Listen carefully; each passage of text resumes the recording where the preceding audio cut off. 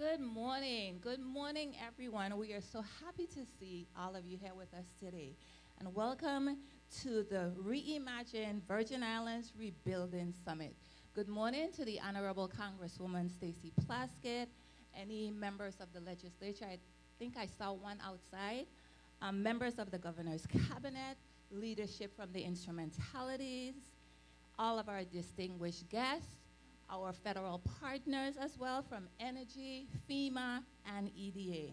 Again, welcome to the Reimagine Virgin Islands Building Summit. Our journey with the summit started yesterday as the Secretary of Energy as well as the delegate to Congress toured the Randolph Hawley facility on St. Thomas. And also we had a roundtable discussion with the Secretary as well to include government officials as well as community stakeholders to discuss the energy issues that we have in the territory and take a deep dive into those issues as well. So today we're continuing our path with our conversation with the Reimagined Virgin Islands Rebuilding Summit. I'm gonna have the Honorable Stacey Plaskett come up and give some welcome remarks. But before that, I would like to introduce our panelists for our first panel discussion. And we have with us the Honorable Commissioner Deanne Wells Hendrickson, Department of Education. And also we have our Honorable Commissioner from the Department of Public Works, Mr. Daryl Gabriel.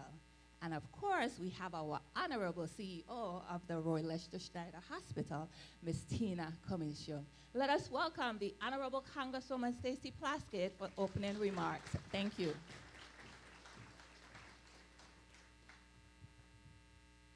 you so much, Nellie.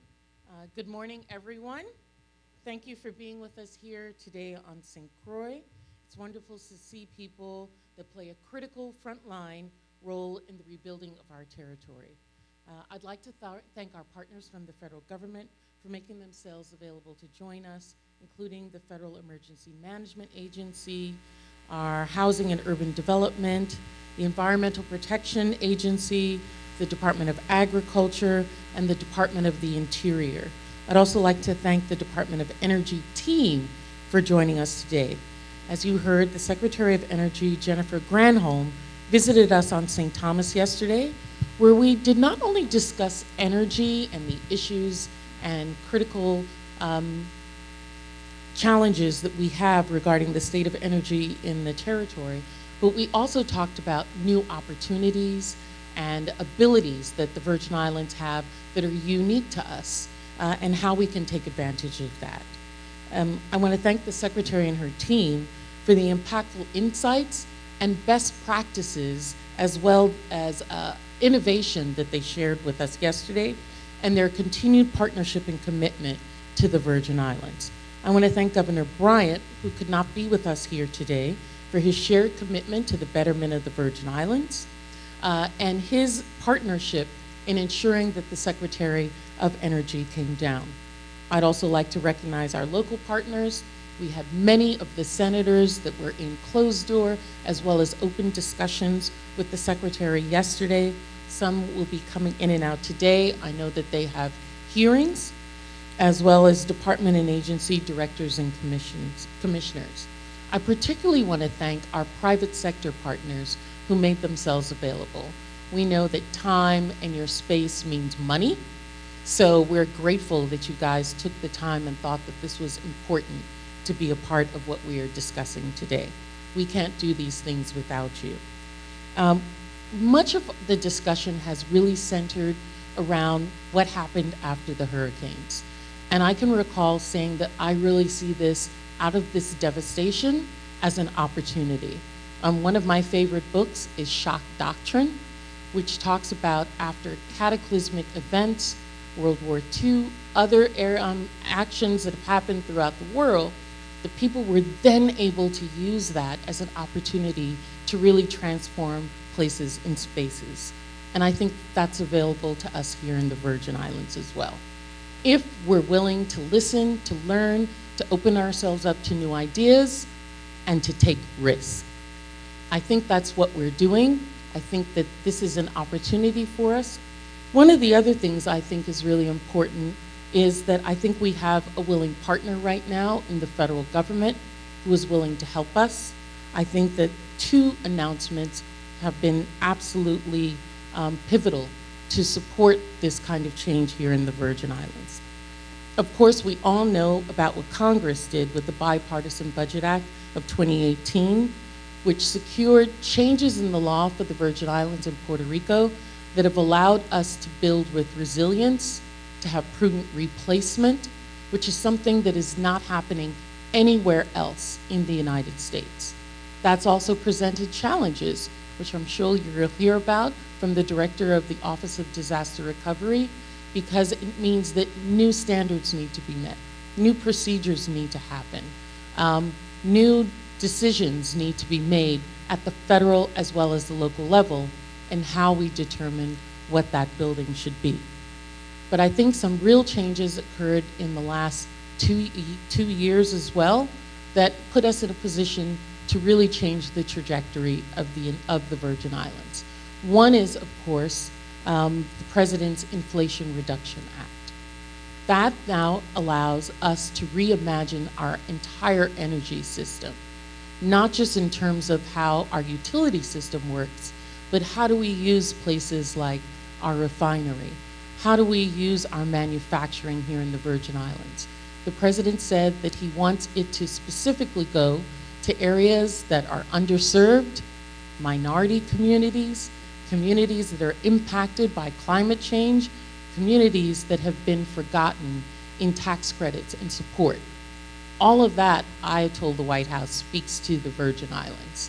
And they, particularly John Podesta, who's been tapped as the czar of the Inflation Reduction Act, said, we agree, and we want to be partners with you in ensuring that the Virgin Islands receives more than its fair share, an equitable share of support from the Inflation Reduction Act. And then recently, even more recently, President Biden announced in February of a partial match waiver.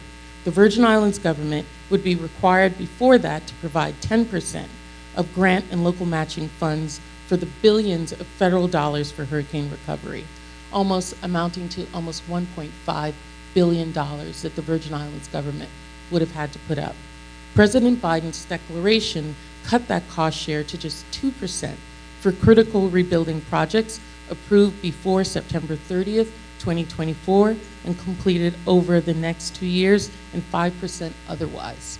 That is, 10 years, and that is an absolute game changer for the government of the Virgin Islands. I really want to thank the President for being such an incredible partner with us, and specifically for Shalonda Young with the Office of Management and Budget, who made that recommendation for the Virgin Islands.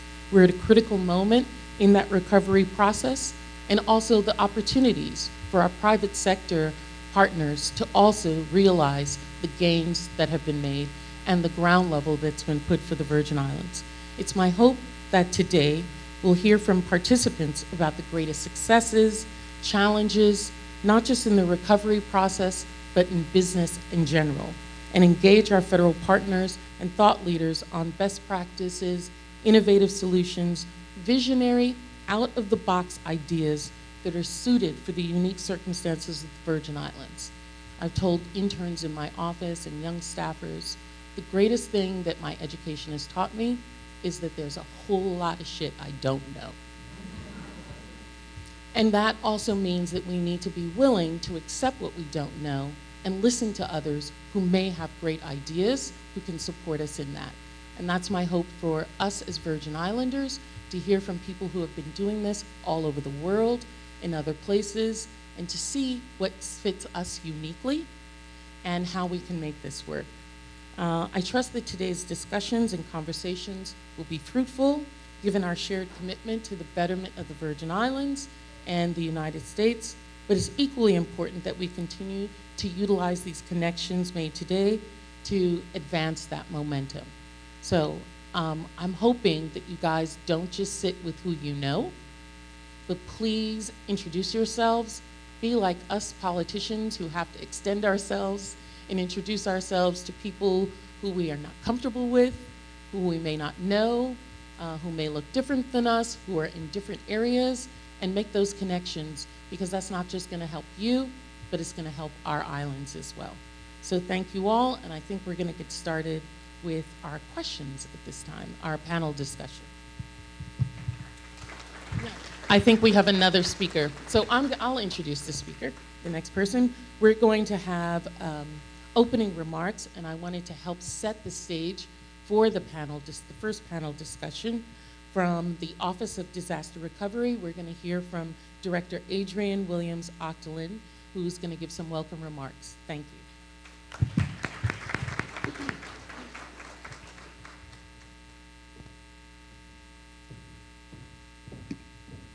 Good morning. Thank you, Delegate Plaskett, and thank you for putting this on. This is my favorite topic, talking about rebuilding the Virgin Islands. It is a once-in-a-lifetime opportunity for the territory. We've had these problems for years, but we hadn't had money to solve some of these problems.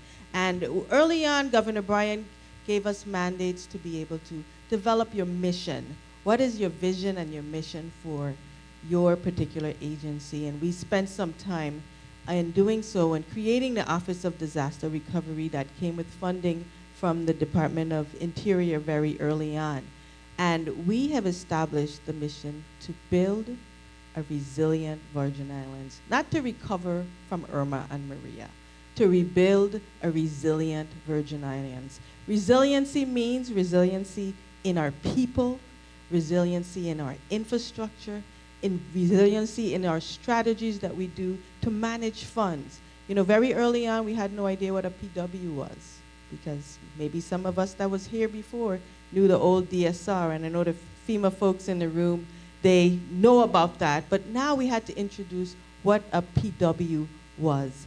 And now we're here where we have a whole generation of government that knows how to manage these federal funds, because that is the challenge that we have for the future.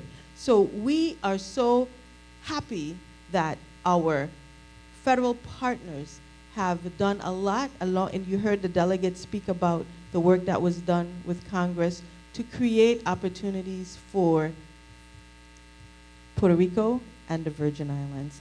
And the most recent waiver of the match solved the last problem for us. I just want to be able to thank our federal partners in particular for leaning in. Very early on in this disaster, there was issues that we did not know how we were going to overcome. And we talked about the ways that we would address some of these issues to get to the point now where we have less than 19 projects out of 1,500 FEMA projects, less than 19 projects left to be obligated. I think that's a tremendous accomplishment. And I'll tell you, this wasn't done. It was not done easily. We fought, but we came to agreement as to how do we fix it on the issues with the schools. And Dr. Hedrington will tell you, there was one meeting where she lost it. And FEMA responded because they understood the passion that we have here in the Virgin Islands to rebuild and to make sure that we do right by the people of the Virgin Islands. And I can say that the federal partners in the room, they get it. So I want to say thank you.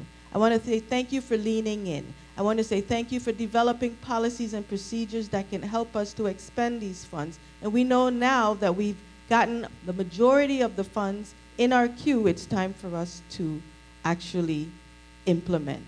And implementation is where it's at. Because if we implement it correctly, that is the way that we will actually get the intended result. So it takes a village. All of us are here together to talk about it. It's a business community. How do we make sure that we structure these projects correctly so you can execute? We do not. Everyone knew very early on that we do not have the capacity here in the Virgin Islands. So we cannot do things the same way that we've done them in the past. We need to create innovation and innovative strategies to be able to do so. And I welcome you to share, as we did very early on when we did our industry day, and we had a lot of your faces that were here. We're so glad to see that you're still here. and still willing to invest in the Virgin Islands and do business in the Virgin Islands. And we are here to say we are ready to do so. We have gotten the funding. We have streamlined our processes. We have prepared our projects. We are establishing a super PMO to manage these complex projects. We are developing the capacity and making partnerships with firms to enhance the capacity here in the territory to execute these projects. We say it in 3 things. This is the role of the Office of Disaster Recovery: to get the funds, and we've said we've done that. To spend those funds, we're definitely on the way to that. And lastly, we want to spend it correctly, because every dime that we get, we want to keep. So let's have a great conversation today. Very robust. Share your thoughts. We're open. Our minds are expanded, and we're going to have a great day. Thank you again, Delegate, for this opportunity for today. Have a wonderful summit.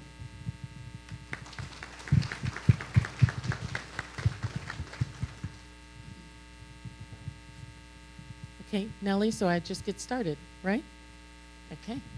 So we're going to have, as you see in your agenda, there are going to be 3 panel discussions that are going to set the table for then breakout meetings that you all will have, where we're going to be discussing some other issues. And so the first discussion we're having is related to local project management challenges and timelines, right? Am I right? Okay. And we thought it would be really interesting to have reports from key departments and agencies to not just talk about the status of those projects, but really about their long-term, long-term goals, challenges, their successes, and their opportunities. And I think that these 3 individuals represent the ones that we see and hear the most from people, the schools, our education, our hospital, meaning our healthcare, and the roads, our public works, right? So I want to thank them, because these are, first let me say that these are all 3 public servants. These are 3 individuals who have dedicated themselves to serving the community. And I want to let people know that that's first and foremost, that your lives have been, your professional lives have been dedicated to this kind of work. And that sometimes is thankless, so I want to thank you guys for that. And as you guys think, first let's not talk about the challenges, let's talk about your vision. Let's not talk about when you wake up in the night in the cold sweat about what's not working, but when you're sitting and you're looking out on the water and you're dreaming about what would be the perfect state at the end, what would make this all worth it, what are those goals?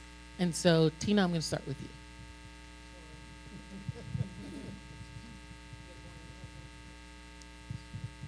A pleasant good morning to all, and thank you so much, Honorable Delegate, for inviting me to participate in the summit and on the panel today.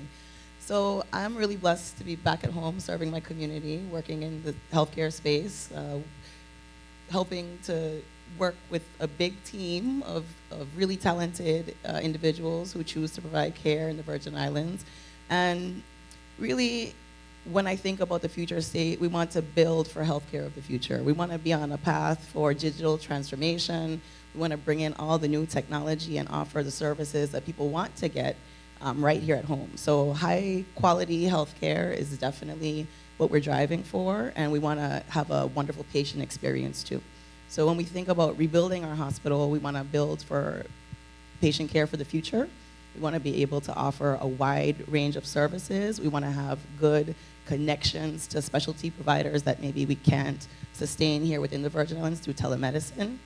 And we just want to serve our community. Well, you know, you're listed as Schneider Regional Hospital. So that community extends just beyond St. Thomas and St. John, right?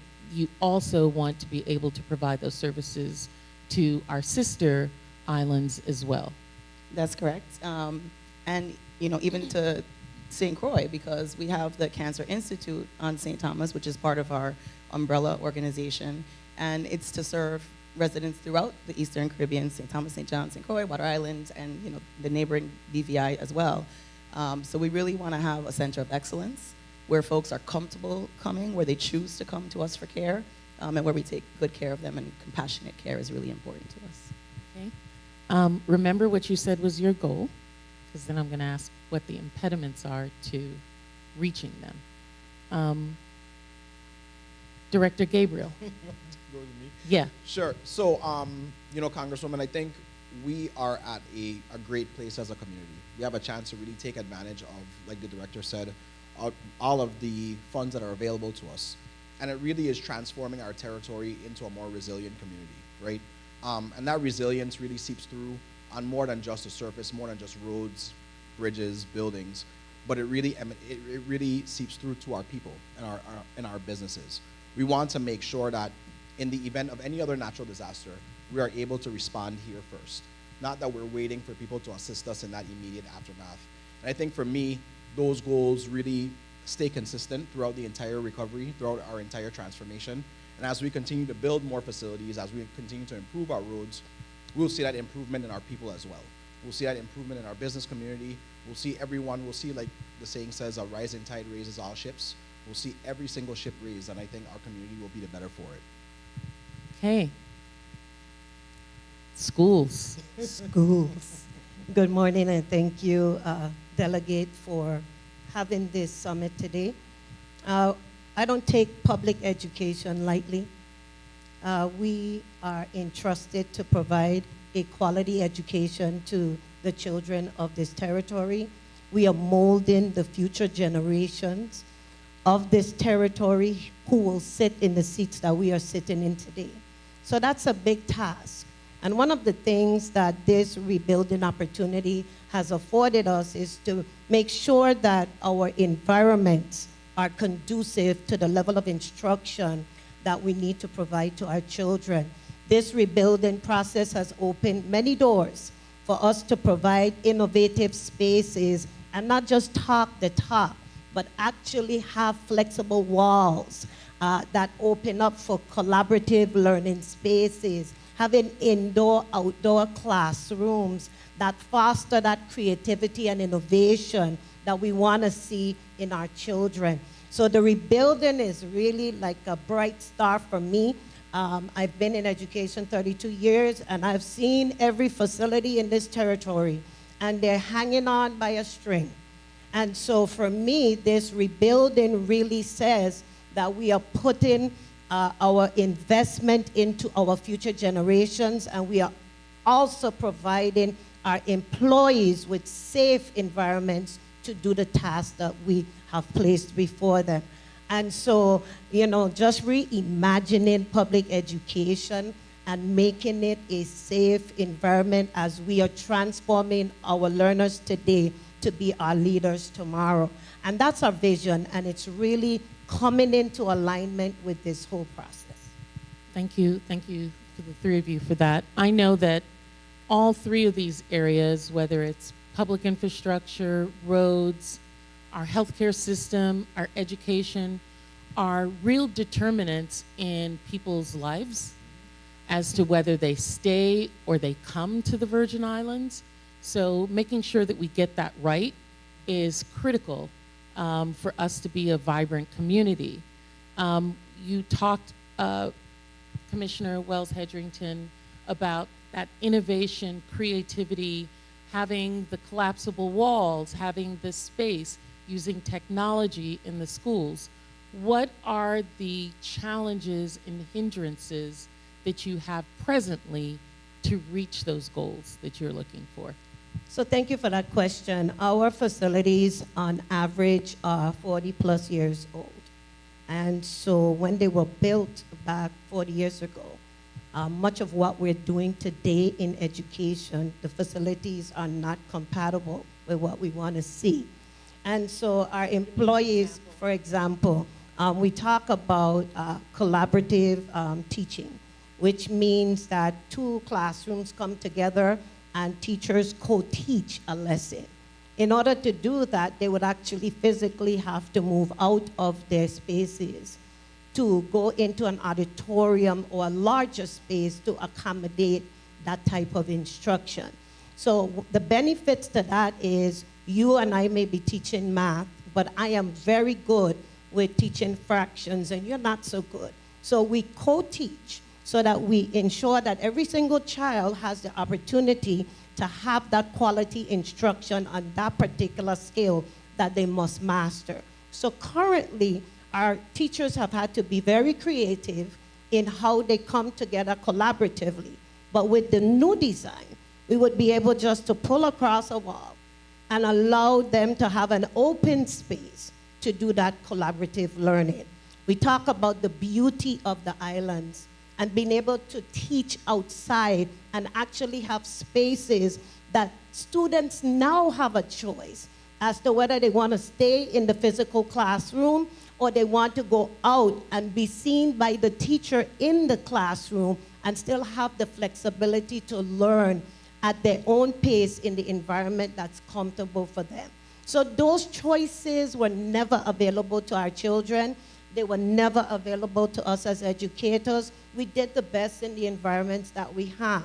So now that we have our facilities master plan that we worked very hard on, and we have the funding delegate to see that vision come to life, that is just a breath of fresh air for me as the commissioner of the department and in my former position as the chief operations officer and working with FEMA and negotiating for these funds makes me feel very, very confident that all that we have invested in our time and putting this plan together is actually going to be a reality. But you still haven't said what keeps it from happening. Is anything I don't keeping think it? anything keeps it So from you're happening. on track. You're on track. I wouldn't say that we're on track. The obligations came slower than I would have liked. We have, I think, 3 more obligations left. So the money is in the territory. And one of the things that the director talked about, Director Octolin, is that the Office of Disaster Recovery has the super PMO. And as the commissioner and as an educator, I will make it known, I am not a contractor. I know nothing about buildings. I know that the buildings have to work so that education can take place. But the formation of the Office of Disaster Recovery has assisted us in really pushing these projects forward. And the super PMO now will take and organize all the obligations that we have and put out those bundles so construction can take place. So for me, delegate, the obligations were slow. I would have anticipated that by now we would have been further along, but the process was what it is, and I'm glad that we stuck it out and we didn't settle, that we went back and forth in negotiations because we were not settling for less because our children deserve the best. And so whether it was slow or not, it is here now, and nothing prevents us from moving forward to get these schools built. Thank you. Ms. Commission, what are the challenges that you face now that may hinder you reaching that goal? So for us, it just can't happen fast enough. We are in a hospital that's 40 years old on St. Thomas. On St. John, we're in a modular trailer, and we're still delivering care every single day to the community. So we are super excited to get our projects on track. We're very happy for the formation of the Super PMO and the work that's happening with ODR and the Territorial Hospital Redevelopment Team in bringing our projects online. We're super happy that we've started with the Cancer Institute. We really prioritize that as the first facility for us to start with, because right now you can't get radiation oncology anywhere in the U.S. Virgin Islands, and we had to restore that for our community. So we're making great progress on that project. I love to hear the noise next door. It's happy noise, you know, because that's progress for the community. And so I hope that the hospital and Myra Keating follow immediately behind that, because we want to continue expanding services. We want to bring new specialties. We want to move from double patient rooms to single patient rooms. We want to upgrade our emergency department and offer a new front door for folks who need care. And so we're ready, and we hope it'll happen soon. I want to go back then to the two that have just spoken. What have you lost because of that delay?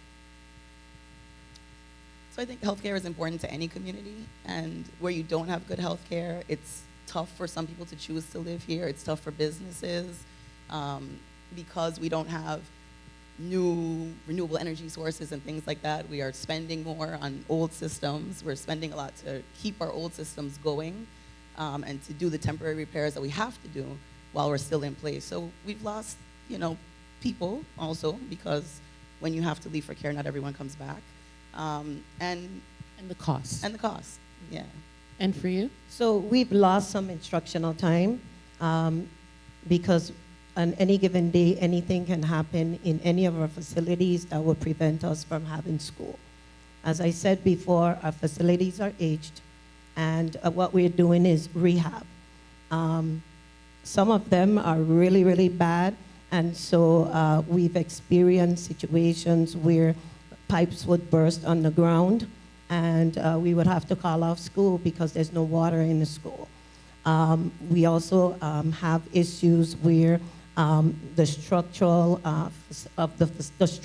of the facilities is failing, and we would have to shut down different wings in our schools. So the longer it takes for our schools to be rebuilt, the more we have to be very prudent with the resources that we have to try to keep our schools alive so that our children can be adequately educated. So that is the biggest thing that I see. And in terms of costs, we have to reallocate funding that could be used for other things, instruction-wise, to help to offset the cost to rehab our facilities. So it is a cost to the instructional resources that we could otherwise repurpose to our classrooms. And what are your challenges? So, Congresswoman, I could sit up here and we could talk about supply chain. I think that's a major challenge, the procuring of goods and services.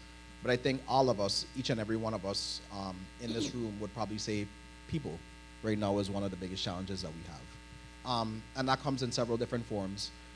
We right now, the Department of Public Works is managing more projects and programs than we've ever managed before. And we are still at pre-IRMA levels as far as personnel goes. So that really tells you the amount of touch points that any single one project engineer is managing at any given moment. It is really getting these, a lot of times our department was used to having a lot of legacy employees, so like employees that have been there 20 plus years. Now we're dealing with employees that in some cases are coming straight out of college. And the learning curve and getting them used to dealing with projects that are federally funded is really a challenge as well. And then again, of course, having enough contractors. I know depending on which contractor you speak to on any given day, they will say there are plenty. But I think really just making sure, again, we've never had this amount of projects simultaneously going on either. So even to make sure that you're keeping some of the smaller projects that may not be your $10 million, $20 million, $100 million projects going, some of the smaller projects, $200,000, $300,000, keeping those going is really a challenge. And I think really, we're not only competing with other jurisdictions, but we're actually competing with ourselves essentially for that talent. Commissioner Wells Hendrington and I compete for the same engineers in some cases. The hospital, the territorial hospital redevelopment team and us compete for the same resources. We don't compete, right, Director? But even on the private side, we're competing for employees. I think personnel really right now in the territory is one of, at least that's the greatest challenge that I see. Great. So we've talked about your goals. We talked about the challenges that are there. What you all represent the local government and very critical roles for this rebuild. What are the one or two things you would need that you are asking in your partnership with the federal government and with the private sector? Let me start. So I think for us, again, we're at a very unique state. We're at a very unique place, which is, to be the first to do anything is amazing, but it's also hard. I mean, it is difficult.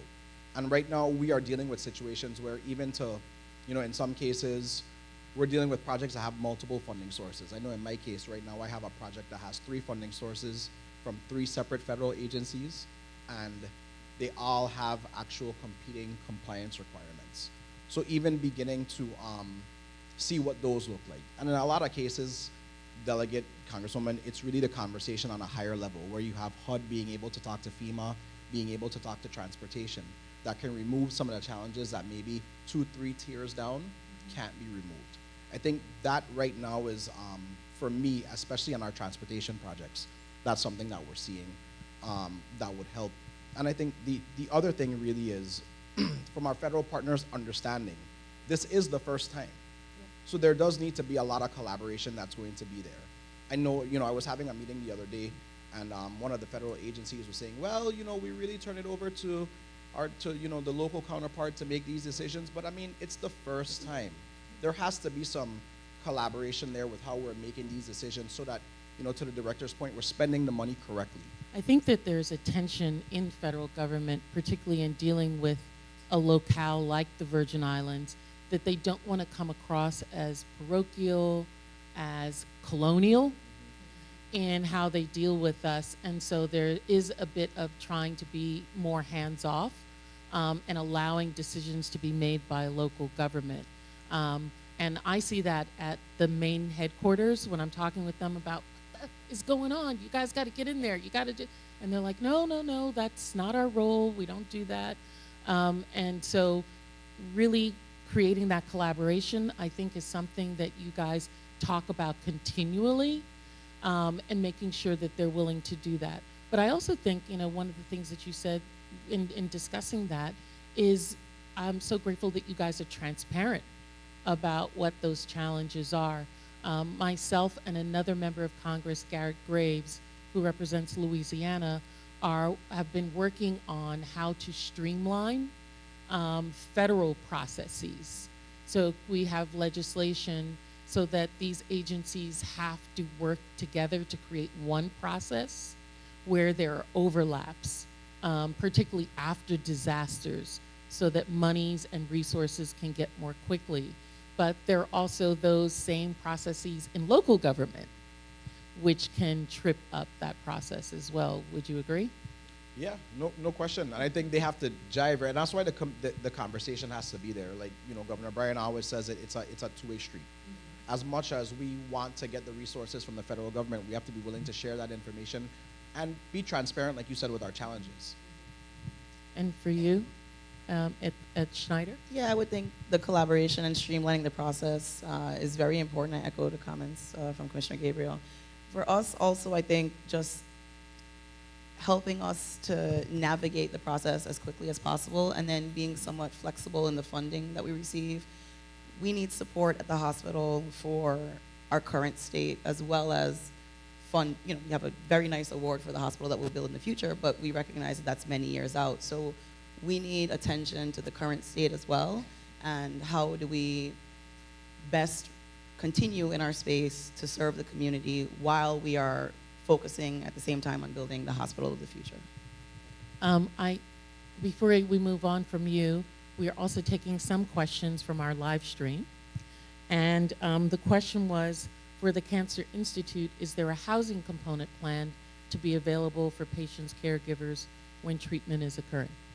Yeah, so we're working on that, and actually, it's something that we're looking for a partnership from the community on, and we are hoping that through our foundation, we will get some donors that are interested in standing up and supporting that part of the care. Where there are other cancer institutes, sometimes there will be a lodge or an inn that's supported by a donor, and something like that would be great. So when folks come over, let's say you have radiation treatment 5 days a week, you'd have a place to stay if you're coming from a neighboring island. And we're working hard on those partnerships now. And, this is something that I talk with people about, our constituents, our community, that not everything is the responsibility of government to build. And in many locations, facilities like that are built through funds that are raised, charitable groups, as well as donors who stand up and give the anchor of funding for something like that to be built. Exactly. Right? Yes, thank you. So I think my response is similar to my colleagues. The collaboration is essential. This is new for all of us. I remember when we started, I didn't know what PW meant. Now we are all experts in project worksheets. We're learning the system. And so it's a learning curve, and with learning curve comes the need for continuous support. And so for me, the collaboration is critical if we're going to all be successful in this journey. In addition to that, we have, just like Commissioner Gabriel said, many different funding pots that we're using to sustain our schools. And so making sure that we remain in compliance with the specifications for each of those grants could be challenging if the same people are working on multiple funding sources. And just making sure that the processes have been streamlined. We've done a tremendous amount of work locally to get things moving a little bit faster. And I know the director is looking at me because we still have work to do. And so once we're able to get the local government to that place where we become a well-oiled machine, then we start to see things moving at a faster pace.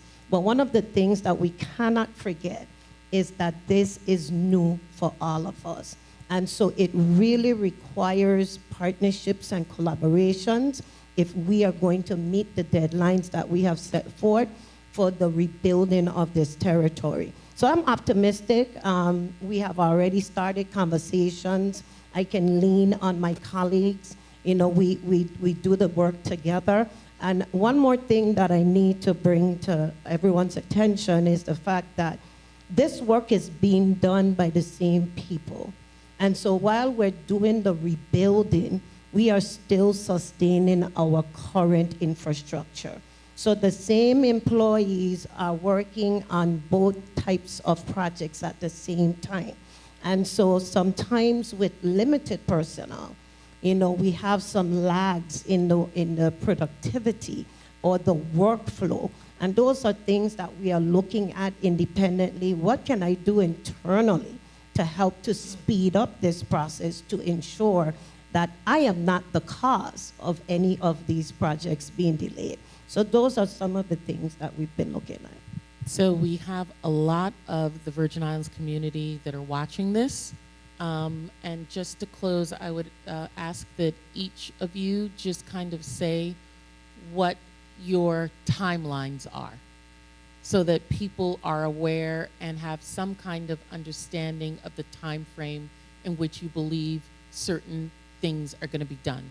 Because that's the thing that people are like, ask me all the time.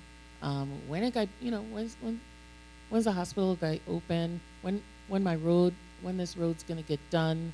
When is the school gonna open? When this school or whatever? Just as estimates and just letting everybody know things happen, right? So let's not then pull this up a year from now and be like, they said this was gonna be on such and such a date, but there are XYZ other things that occurred that pushed that date out. But just a guesstimate. Sure. So for the Cancer Institute, I'd say we're less than 16 months away from treating our first patient, which is great. I think we're going to beat the timelines that are established because the team is really working hard on getting that back online. For Myrick Heating, I think we're going to benefit from it being a bundle project and there being larger contractors that are going to come in that have experience with building these types of facilities. It still takes a while to build a healthcare facility. So, I mean, realistically, I think we're probably at least 3, but more like 5 probably years away from a new facility on St. John. And in the interim, what happens to those on St. John? In the interim, we continue providing care in our modular trailers. We have a real commitment to providing care to the community on St. John, and we'll continue looking at options for how we can expand what we do, maybe rotating providers up, identifying alternative spaces to also provide care. We're open to every option, really. Dialysis treatment? What happens? Dialysis treatment happens on St. Thomas. We have a few patients that do come over from St. John, but we prioritize their scheduling, et cetera, so that we make it as easy as possible for them to come back and forth. We know there's a growing need, unfortunately, for dialysis in the territory, so we're working on expansion plans within our current hospital to be able to accommodate that, and we got to work on preventative health strategies, too, so that we can stop the need for people coming on to dialysis. So that's some of the work that we're doing in terms of health education. I think for the main hospital, that's probably our longest project out. Best estimates I've heard are something like 5 to 7 years from a new hospital. So I think we have a lot of work to do in our current hospital so that it's safe for patient care until the time that we're able to cut the ribbon on the new hospital and move patients probably across the parking lot into our new building. But a lot of work is already happening in terms of conceptual designs for the new hospital and for the Centra Myra Keating, and we're really looking for the community's input into the spaces that we're going to build, so that it's a facility or facilities that work for everyone. And we're listening to our providers as well and looking at, healthcare moves really quickly. So what does a hospital of the future look like? What does a health center of the future look like? And trying to plan for those things from now. Okay, thank you. So we do have one of our projects that has already started, the new Arthur Richards Pre-K to 8th. That project is estimated to be completed, I would say, about 2026. We do have several other projects that are contracting as we speak.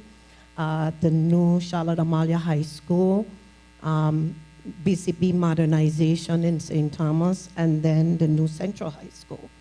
On an average, I would say approximately 5 years from start to finish for schools. We do have a bundle that's out for the St. Thomas schools. Our next bundle will be bundled with the Myra Keating Healthcare Center, which will be Julius E. Sprouse School on St. John. That should be going out before this calendar year is over. And then our last bundle will be for the St. Croix schools in 2025. So we are very optimistic. Once the projects begin, you estimate about 5 years to build a new school. And so we're looking forward to that. What we have done is created plans to phase in so that we have minimal disruption to our existing sites. For example, Central High School build will be a flipped campus. So on the side where the gym was that was destroyed will be the academic side, and where the academics are now will become the track. So we are looking and making sure that we don't disrupt what we have so that our children can continue to be educated while the rebuilding process is in place. So can you just share again how many schools for each district will be rebuilt, if you know that number offhand, and then how many will be repaired? I don't know it offhand. Wait, I can go school by school by school. She's trying to mouth it to you. Just come tell us. Yeah, 40 educational facilities. However, we have combined our facilities to make it more manageable, a manageable footprint, so that when it comes to us doing all these wonderful rebuilds, we got to be able to maintain what we build. And so I will say this to the community, that when we started the process, we did not anticipate that we would receive as much funding as we have to rebuild. So a lot of what we were anticipating were modernizations. So St. John at Julius E. Sprouse School, as the only school that we have, that's a rebuild. At Janie Tuitt in St. Thomas, it's a rebuild. Alamola is a rebuild. E. Benjamin Oliver, a rebuild. Ivana Durkin High School, a rebuild. Charlotte Amalia High School, a rebuild. BCB, a modernization. In St. Croix, it's wonderful for St. Croix. We have Central High School, a rebuild. We have Arthur Richards, a rebuild. We have Complex, a modernization. We have Pearl B, a rebuild. We have Alexander Henderson, a rebuild. We have Claudio Marco, a rebuild. And so we have more rebuilds than we have modernizations. What is Woodson? Woodson is rebuild. Okay, great. So we are doing very well. So community, it may seem slow, but we have to be patient as we work to get these campuses online. But it's going to be great for the territory when all of these projects are completed. Thank you. Mr. Gabriel? So I'm going to help the two of them out. 3 years, because I know we have contractors in the room, right? 3 years. So we're going to see they 3 years. I just lay out the groundwork. 3 years 3 for years. what? For to what? rebuild all the projects that they all have out there. 3 years. And what are the kinds of projects that you have? So we have a number of projects right now, like Commissioner Wells Henderson and CEO Comisión mentioned. And I think a number of them are actually under active construction. And I think for those, we are at our project estimates are 3 years, particularly for our schools. Okay. You know, we are for our schools, like to Ms. Comision's point, we will finish the Snyder Regional in about 18 months. We should be able to deliver, I'm sorry, not Snyder Regional, CKCI, the Cancer Institute. We should be able to start providing care soon. I think on my end, and I'll focus more on our horizontal infrastructure. So explain for the audience what Right, that, the people yeah. note that are live streaming. So what's that? Right now, and I'll focus on the district. I'll focus on the district of St. Croix, particularly since we're here. Right now, we are working on a program, if you will, that encompasses all of our horizontal construction. So all of our utilities, our wastewater, our waste management, our wastewater, sewage replacement, our electrical undergrounding, our water, potable water replacement, and of course our roads. And I won't forget our telecommunications partners. I won't leave you guys behind. So right now we are looking at, you know, working together with all of our semi-autonomous, autonomous agencies, and of course our private sector partners to put out huge horizontal bundles where companies will essentially build or bid on the entire district. And they will cover, like I said, all of our undergrounding. It will cover our prudent replacement programs that we have, and of course it will cover our roads. And that will help us to build, not only build our roads back to standards, but also help us to really do like-minded design for our civil engineering, for the civil part of our program. And it really should help us to expedite. We plan to put out our horizontal bundle in 2025. So that should go well. Oh, this year? We plan to put it out later this year. I was giving us an extra month. We plan to put it out in Q4 of later this year. So once that moves out, I mean, you know, our people should really start to see active construction on the roads in St. Croix in 2025. But I do want a shameless plug for the department, Congresswoman. We do have a number of active projects going on that are not even covered in our disaster recovery realm, like Mahogany Road, Ethel McIntosh Drive, of course our Veterans Drive on St. Thomas, and our Center Line Road on St. John. So we have a number of other projects that will continue to move forward. Okay. Thank you guys for this information, for sharing your vision, your challenges, the discussions you have with your partners, letting the Virgin Islands community that's watching aware of what exactly we should expect to be happening. And thank you for being part of the panel. Thank you for the work that you all do. Thank you. We're going to thank you. We're just going to move right into the second panel. You individuals who are on that know who you are. If you guys would just come on up while the others take their seats.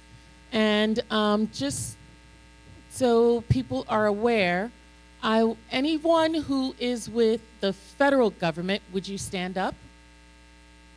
Would you guys stand if you're with part of the federal government? All right. No, you sit. Just so you guys are aware who they are, thank you guys. Who are our contractors? Do we have contractors here? People who are in the building space, if you would stand. Don't let me have to call your name. Thank you. And you guys look around and see who those people are. Who contractors may not know who other contractors are. Individuals who are in the utility space. And by utilities, I don't just mean electricity. I also mean telecommunications as well. Okay. Energy space. Those in energy. Energy. Thank you.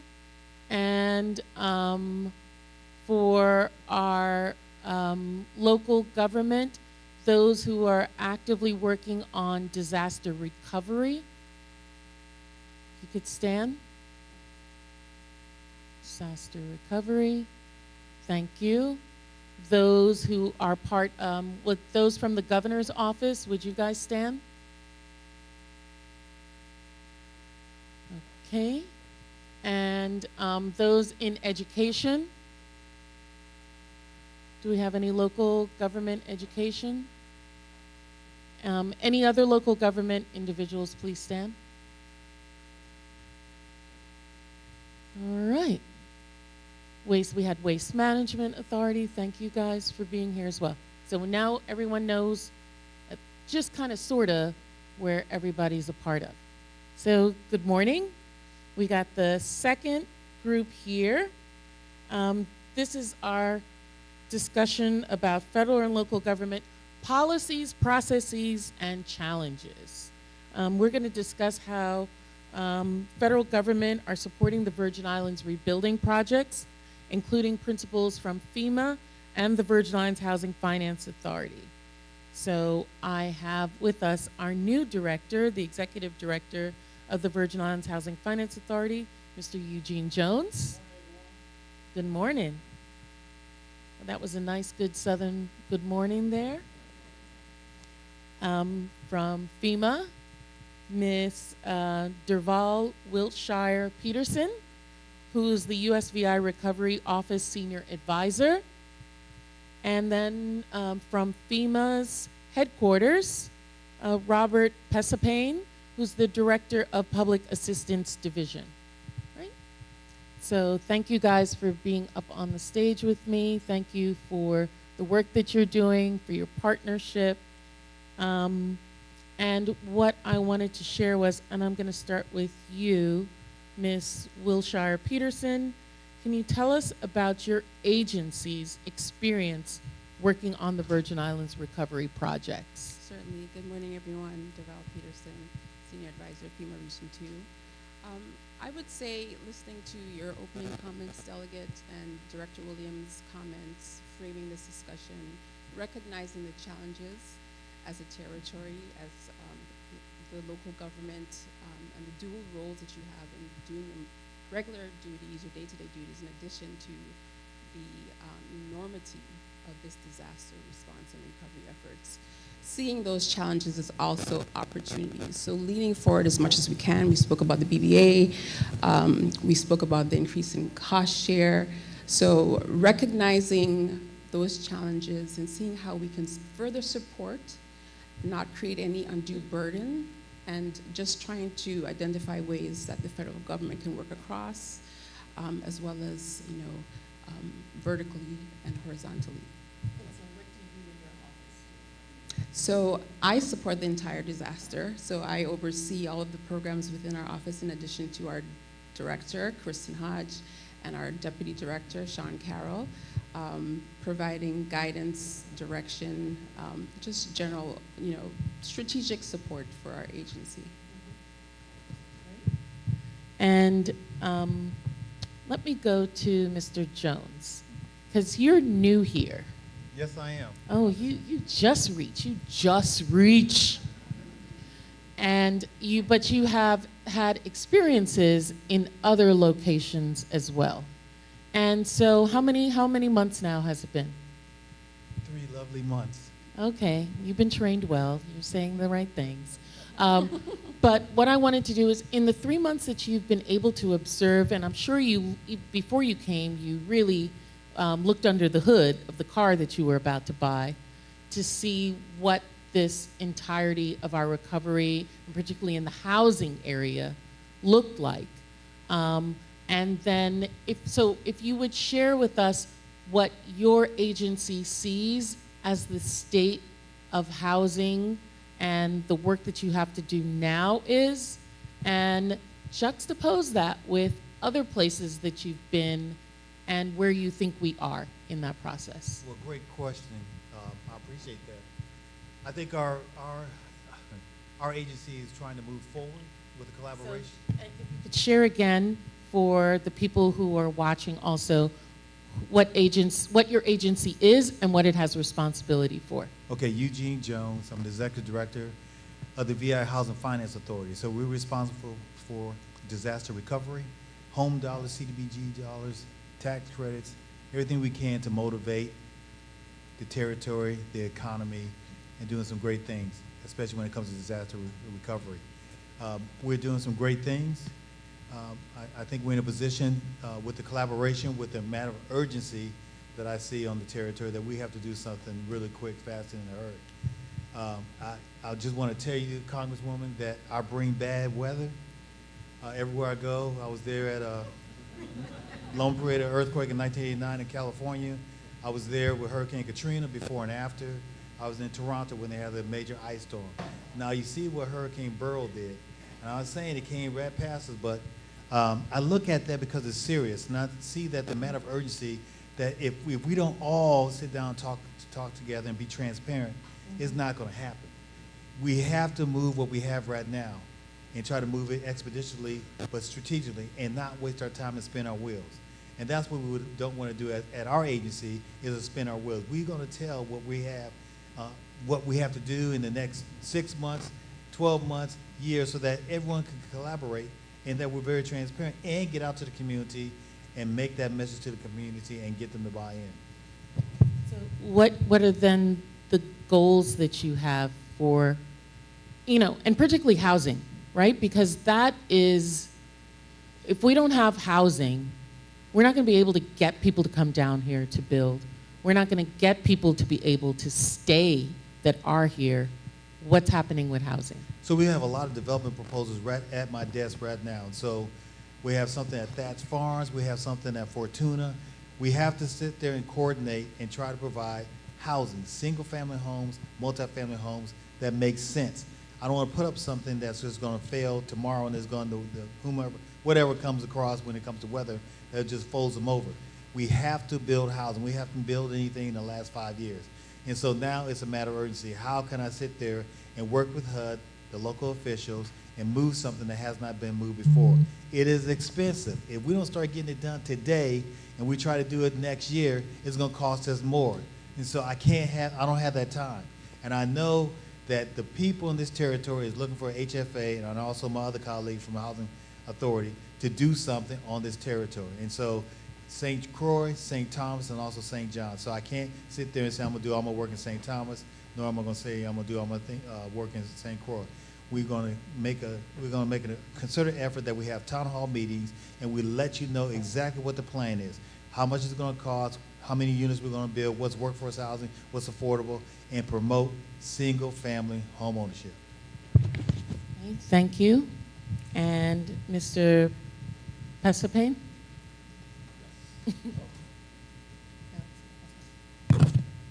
All right, yes, good morning.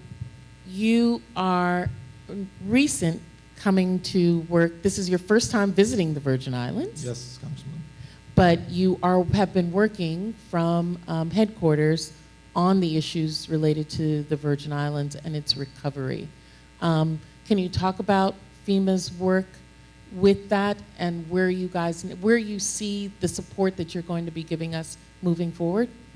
Well, good morning again, and thank you for the invite to be here today. As mentioned, FEMA's committed to this recovery, and moreover, the federal government.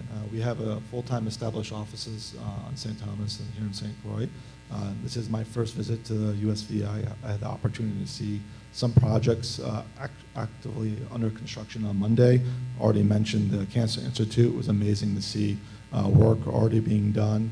I was able to tour an adult learning education facility that's hoping to reopen soon. So great work is being done. As mentioned by Director Williams this morning from the Office of Disaster Recovery, we've obligated about $10 billion approximately of public assistance funding to the USVI across a variety of projects and scopes of work. We mentioned the term project worksheet. It's what we use in public assistance to award funding. We're on track to award the remaining balance of projects by September 30th of this year. Through the hard work and collaboration for the teams in the USVI and our team at FEMA, I think we're gonna meet that deadline for the majority of those projects. I am very optimistic, and sessions like this I think are incredibly important to how we want to reimagine infrastructure and the recoveries moving forward. I think in listening to the first panel, which was really insightful, and I want to thank the commissioners and the hospital CEO for sharing their thoughts. It's really important for FEMA and the federal partners to understand the vision of where we want to go. We talked about the federal government not being overly prescriptive of where we want to go with recovery. We can certainly fill in the technical expertise and how to develop projects, or how many square feet you need for this and that, and the technical, but we really need the vision.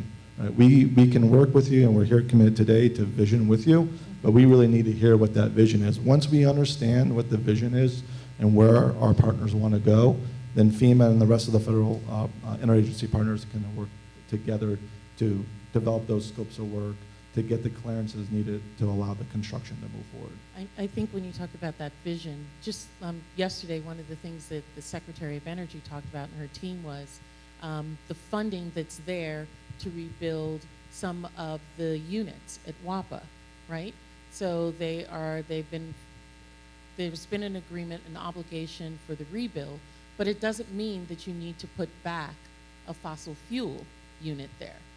That money could be used for a solar generation unit at WAPA. So thinking outside of the box of what, yes, you are going to replace it, but what are you going to replace it with? You don't have to replace it with what was there previously. You can think long-term and outside how that could be.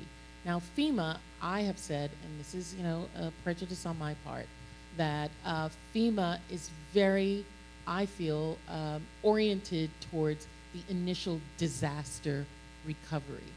But there are so many of you that work then on the other portion, which is supporting the rebuild, right? Once FEMA says, yes, all of these projects are now obligated, the deadline is there, you've met the obligation, what then becomes FEMA's role after that money has been obligated? Great question. And like I said before, we're committed to the long-term recovery, and that's why we knew the complexity that a lot of these projects will bring, and that's why we're committed in building our offices here in the USVI. The initial obligation is just one step in the process. Our grants are extremely flexible in how they want to be used, especially with the authorities given by Congress. And so now we need to version those projects or come up with actual scopes of work. And so we're going to be partnering with territorial officials and private nonprofits who are eligible in our program to start looking at those scopes of work, seeing if they want to rebuild in kind or they want to do something different, a new vision, a new process they want to put in. We're going to be working together. So we're going to be in this for a number of years, working, versioning those projects, getting the clearances needed. So to your point, we're not going away. We're going to be here. We're going to be working every single day to evaluate the statuses of those projects and trying to move forward. And the best part of my job in being the Director of Public Assistance is seeing infrastructure rebuilt, being in there to celebrate when kids can go back to school, patients can be back in the hospital. And so that's one part of its initial obligation, so we know how much money we have to work with. The second part is we got to then figure out how we want to execute that funding collaboratively, and then seeing that work being done and monitoring that work through all the phases of construction. So the next question, I'm going to let you guys think about it, and I'm going to first ask you, Mr. Pesapane, is you guys are kind of old heads at this. You've done this before, except for you. But Jones, you over there, you've been around. You talk about you're the man who brings disasters wherever you go. I don't want that title. I want good greetings. My first trip, no storms, no disasters. So, but in your experience, how is your working with the Virgin Islands differ from other recovery and rebuilding projects? And the second part of that is, are there any best practices from other rebuilding efforts that could be useful to the Virgin Islands? So I'm going to let you think about that, Mr. Jones. But Mr. Pesapane, in thinking about that, can you talk about your experiences and how it differs from the Virgin Islands differs from our near neighbor, Puerto Rico? Because I know that you are working very closely with them as well. And part of this role coming in as the National Director of Public Assistance, I spent 7 years in our California office that oversees the entire Pacific, and so the territories of American Samoa, Sinai, and Guam, and unfortunately they've had a number of tsunamis and typhoons. Well, I will say with my 14 years of being at FEMA and recovery, I think the complexity in island communities in general is tough. Talked about in the first panel, limited construction capacity, supply chain, we talked about the challenges in the first panel, doing the day-to-day work while visioning what the future is and trying to get new scopes of work. That's very difficult, and that's where partnership with FEMA is important, because we can help and assist and provide technical assistance and also coordinate with the entire federal government to bring in that expertise. But I think it's tough. That said, we've had a lot of disasters and we have a lot of best practices, and there's no, leaning on that community to ask, hey, have you done this before? Do you have a scope of work? Is there something that can be done differently? And leveraging that experience is really powerful. And so that's something that we're going to be doing to Well, ensure can I drill down a little bit in working with a place like CNMI, right? Northern Marianas or Guam. What were the specific challenges that they faced and that you're seeing as well here? So that oftentimes as Virgin Islanders or any place, you think you're the only one who has these issues, who have these challenges. So what were some of the challenges that they faced? And I think it's already being worked on and addressed. It's the construction capacity, and I like the innovative approach to bundling the projects together and looking for efficiencies, because you only have so much capacity, and you don't want to be in a situation where Department of Public Works and then the hospitals and the schools are all competing for the same resource. So communicating, collaborating, looking at efficiencies is extremely important in island communities, and it looks like that's already being done. The other thing, I think, in the coordination of projects in particular, when we look at the severity of the event here in the USVI, one example would be in terms of road reconstruction. And if you're going to dig up that road and you're going to put underground power lines, but then you're going to put sewer and water, how do you do that one time? One environmental clearance, one scope of work that covers multiple things. So I think One dig. One dig. How do you do that coordination, and how do you be really efficient doing that? And in my discussions here this week, it seemed like that's already moving forward, which is a great practice. Mr. Jones. Great question. I think the best practice that we have experienced is bringing FEMA from a baby to a mature adult. Because when Hurricane Katrina came in 2005, FEMA was just learning their way. And it was very chaotic. It was not troublesome, but it was just, there was not a message going out to the people who lived in New Orleans, as well as Texas and some other places. And then just after that, when Hurricane Katrina came, as you know, Hurricane Rita came right behind that. So it was back-to-back hurricanes that we had to get through. And so I think at that point, FEMA there was no disaster recovery office. They had none of that. Now they have disaster recovery office, and they've learned some best practices based on what they learned from Hurricane Katrina in New Orleans and some other places. Can it get better? Yes, it can get better. I think what Congresswoman has stated, that they allocate the money, is the aftermath for me. How do you continue disaster recovery quick, fast, and in a hurry, so that those things that have been projected, obligated, can be done and not be held because interpretation of the CFR, interpretation of the statutory requirements, and all the other types of things. We're trying to do something for the territory, for the people here. It's hard to go back to the territory and say, you know what, FEMA wouldn't agree with this, or HUD wouldn't agree with this because it's not in there, there's a the there and it should be a it. That kind of stuff. It's hard to go back. How do you find a way to get through the black and white and work in the gray areas and interpret something that's going to be on the benefit and sticking your neck out? That's what we need to do more of, and collaborate, and everyone sit there and share that responsibility. Ladies and gentlemen, I'm 69 years old. There's nothing I have not seen. There's some other things I need to see, but there's not too many things I have not seen across this country and other places that that collaboration has always worked.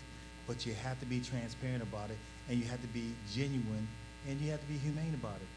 It's being humane about that, because if you have a generator and someone else didn't have a generator, it's like, I'm sorry, but you don't have a generator, but I do. That's not how you're supposed to work. That's not how I work. And so that's my best practice.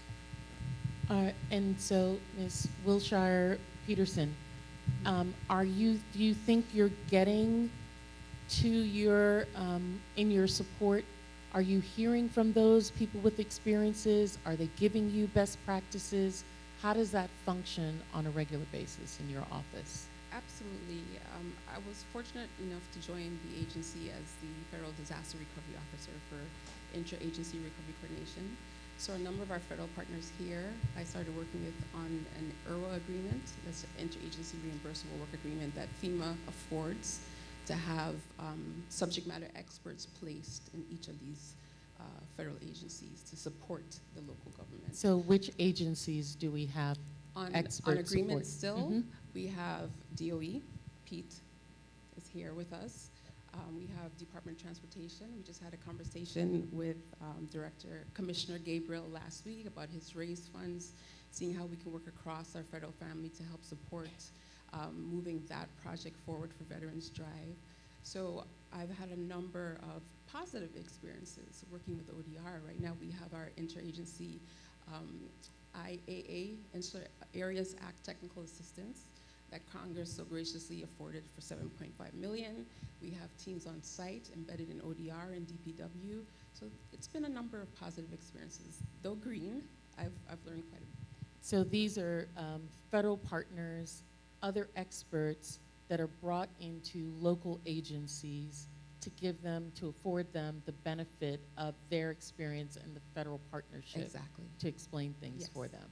And so you mentioned energy, so we have that in energy, in transportation, which help our public works, and then which other, and ODR? Well, we Office of support Disaster, ODR. We right. do have Department of Defense that has Naval Postgraduate School. They've done a number of studies and analysis that help WAPA specifically, looking at the grid and also cellular connectivity post-disaster. So interagency is a quiet but a very strong and stealthy force that has been consistent throughout the recovery. Great. So I do have a question from the live stream, and I think this is for you. Okay, it says, how flexible are these FEMA grants and awards, and are they being monitored by federal agencies regarding how are they used after the award? So we call it the Section 428 part of our program. So how it works is we initially obligate and award funding based on a scope of work. With that, you can change the scope of work to other eligible activities, and of course, we are monitoring that. There is compliance against, federal laws, regulations, and our policy, and so we are working very closely on that. But they are flexible, and that's why, again, sessions like this to vision the future. To your point made, if we're looking at power and we're looking at generation, what type of generation does it have to be? Diesel, propane, LNG, could it be something else? We are flexible. We're going to work to look at those scope of works, and they will be monitored through the entire life cycle as part of our process. And then how do you provide support for that vision, for them to be able to recognize what are the other possibilities and uses that they can make with those funds? Depending on the sector, we're going to coordinate with Interagency Recovery Coordination and work with the federal agency that may have expertise in that area. Of course, we have Department of Energy and energy, but maybe it's roads. We work with Federal Highway. So we're going to work with the federal partners that have expertise in that area, should the territory need it, and help them develop those scopes of work using the public assistance money that we've obligated. And of course, we heard the challenge from the first panel, commingling of federal funds. We have a role there to also try to streamline the process, especially when it comes for environmental clearance. The rule really is the agency that has the most funding in that project should have one environmental clearance that covers the entire scope of work, and we have a responsibility at FEMA to coordinate that kind of effort. And we do that again with the talented individuals that we have full-time here in the USVI in our multiple offices on St. Thomas and St. Croix. And Mr. Jones, I asked the last panel members to give us some specificity about the projects that they have online and where they are in timelines. Can you talk about that for housing? I think what I did, I covered a few of them. They're all over the island of St. Thomas. They're over the island in St. Croix. They're single-family homes built to own. We have a home ownership program. We have saying that some of the developers have proposed some new developments on the island, and so we're trying to look through those and trying to see where the funding is coming from. We're sitting on a lot of money, and we need to make sure that we're doing our due diligence to make sure this makes sense for each one of the territories. Congressman, I just want to say one thing that I was not in agreement You with can FEMA. say two things, three or four. I just want to say that not being critical, you might take it the wrong way, but it's different between having book knowledge versus practitioner knowledge. Because it seems like whenever someone writes from the book level, they never include the practitioner of how this is supposed to work and how it's supposed to go. It's numbers game and it's dates and times. Sometimes those dates and times can't be met and there's no wiggle room. And when you sit there and say that if you don't pass this date or you don't have this obligated or something like, we're going to recapture it, I think that's a detriment to trying to proceed and trying to rebuild and build and trying to stay on point. There are things that happen that are complicated, especially when it comes to staff, training, and all the other complexities that we have to go through, that the practitioner has to go through, that is not elevated to the people who have book knowledge, who have never worked the day-to-day on how to work with the residents, the staff, the political ramifications, and everything else that we have. No one knows about that because that's back behind the scenes. And so if we can get these federal agencies to, I'm not saying just give in, but there's got to be more work. Talk is talk. If you're going to work with us, work with us. I don't want to see findings after findings after findings. You need to put this sentence together. This sentence doesn't make sense. We're going to stop the process until you come back and respond to it. I don't like that. That's detrimental to the whole objective of being disaster recovery. And so if we can sit down face to face, not micro teams, Microsoft Teams, not Zoom, but sit down face to face and start to reconcile, like we do with ODR with Director Williams, and sit down, come with a conclusion, and then put that into action, we'll be better off. Yeah, I think it's a interesting point that you're making. I don't think, I'll speak for FEMA, but I think it more broadly applies to the federal interagency. I don't think it's our intention to recoup funds. I think it's important, though, that we have deadlines that initiate the conversation, to your point, right? I think it's important to have project plans, deadlines that we know when it's important to talk and discuss where we are in project obligations or project execution, and then have that discussion. I think we're, at least at FEMA, committed to meeting in person, working through issues, and if we have to revise timelines and deadlines because of complexities of the project execution, something that's unforeseen in the project or something happens during the construction, of course we're committed to working through that. The last thing I think any FEMA wants to do, or any federal agency, is have to recoup funds. We're committed to seeing these funds be used to build resilience here in the USVI, and I know that's our ethos at FEMA, and I think that it really broadly applies to the entire federal government. I would add to that, as a legislator who actually puts sometimes those deadlines in there, that oftentimes we actually have people here from the Appropriations Committee in Congress who put the parameters by how funds are used and when they need to be used by, because some of it is driven by a people need, that without deadlines, we may not see the end come and the actual, that sometimes you need to give people a deadline, or it can go through so many machinations over time that you're never seeing an end result. And we as elected officials are gonna get tore up by our constituents if they don't see some movement on projects. And the best way to get people to move is to tell them you're gonna take something away if they don't get to moving on it.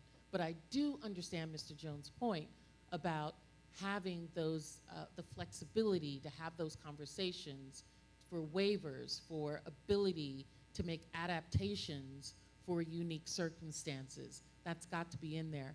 I can recall, Adrian, I don't remember how many years ago, was it like 2 years ago when we had a closed door summit with the Appropriations Committee who wrote the legislation for the bipartisan budget plan, FEMA, HUD, the Office of Disaster Recovery, the governor's team, to sit down and say, look, you are not making awards at all because you're not even having agreement on what the language of prudent replacement is, what it looks like.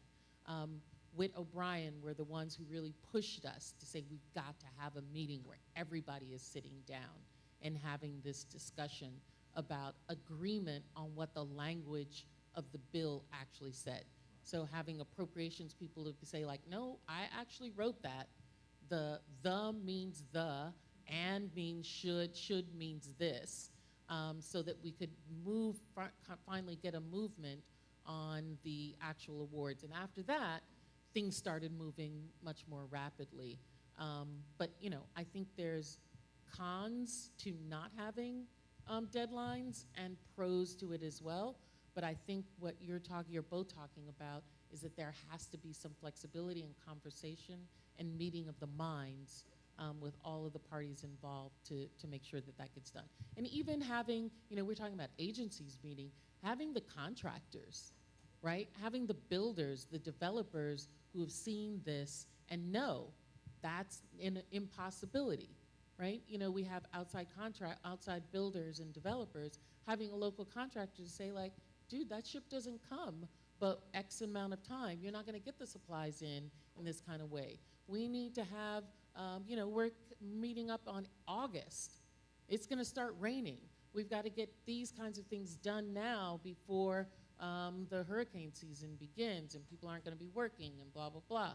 So having, I think what's best is that we have everybody sitting at the table to ensure that we have some healthy discussions to move things along.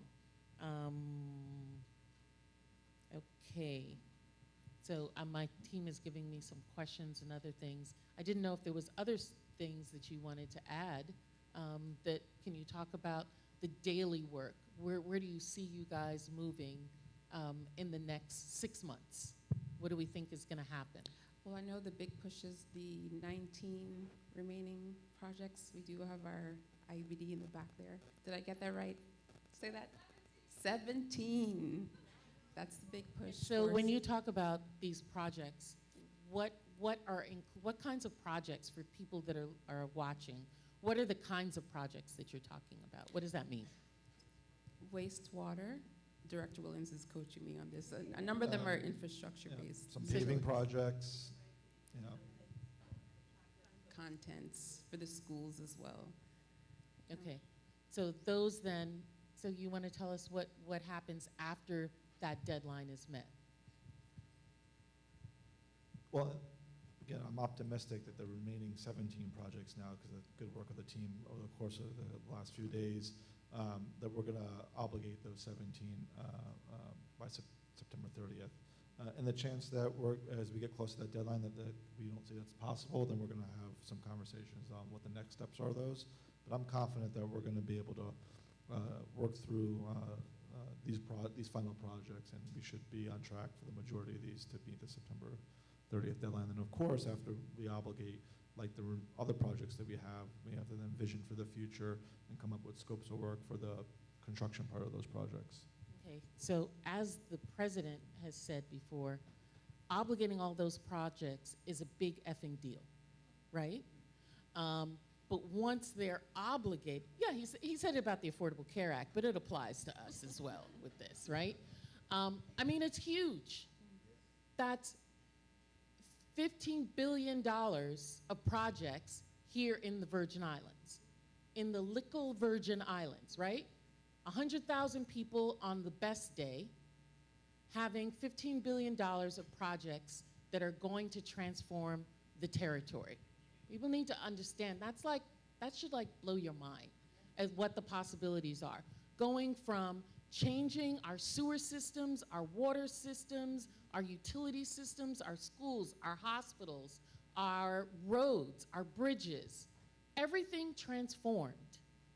How do we get that done in the time period that that waiver has given us? Well, I mean, it's going to require constant communication, collaboration, and then the one thing we can't get back is time. So it's going to be making decisions timely. The one thing that we can't, the hardest part in recovery is time moves very quickly. You send an inquiry, a month goes by, that month turns into 6 months. We have to be working together to make timely decisions if we're going to achieve the 10-year construction window.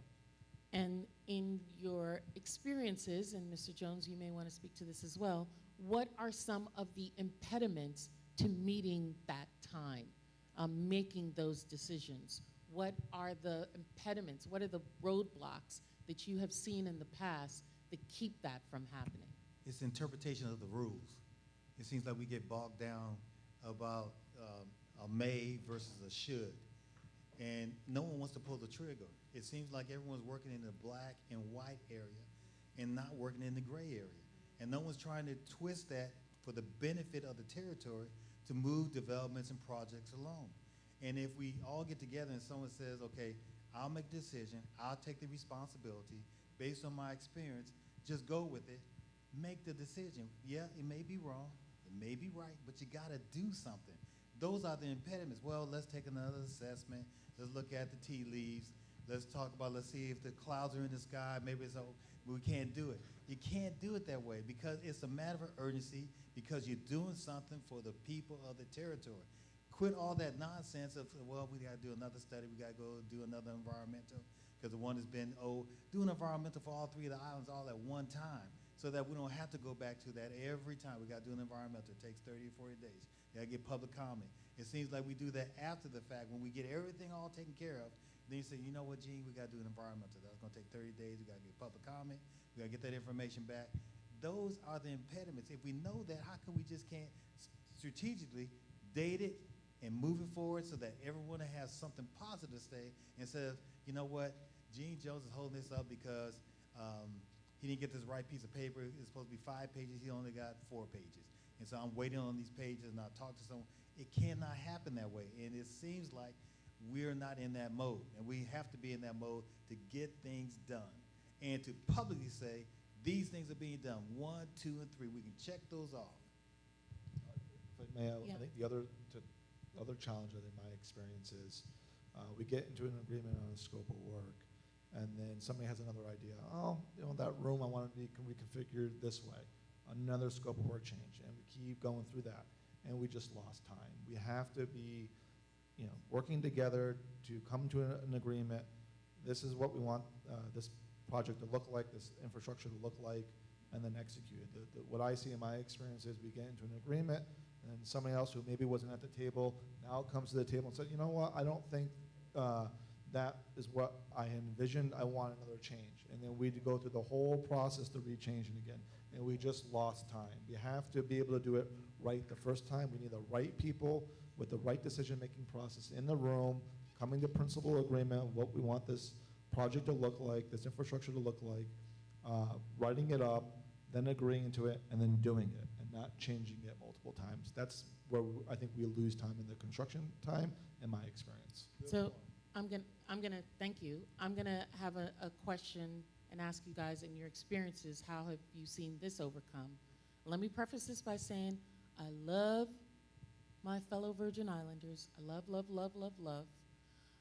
But one of the issues that I hear repeatedly from individuals in the private sector is the amount of permits and approvals and local interagency shenanigans that happen to hold up permitting and processes and, oh, I got it from Public Works, now I need to go to Property and Procurement, now I need to go to DPNR, now I need to go back to Property and Procurement, now, oh, Public Works needs to take this piece of paper, I can't even believe you saying that, and take it over to this agency and get these 2 people to sign on the approval. Then it needs to go to the Attorney General's office.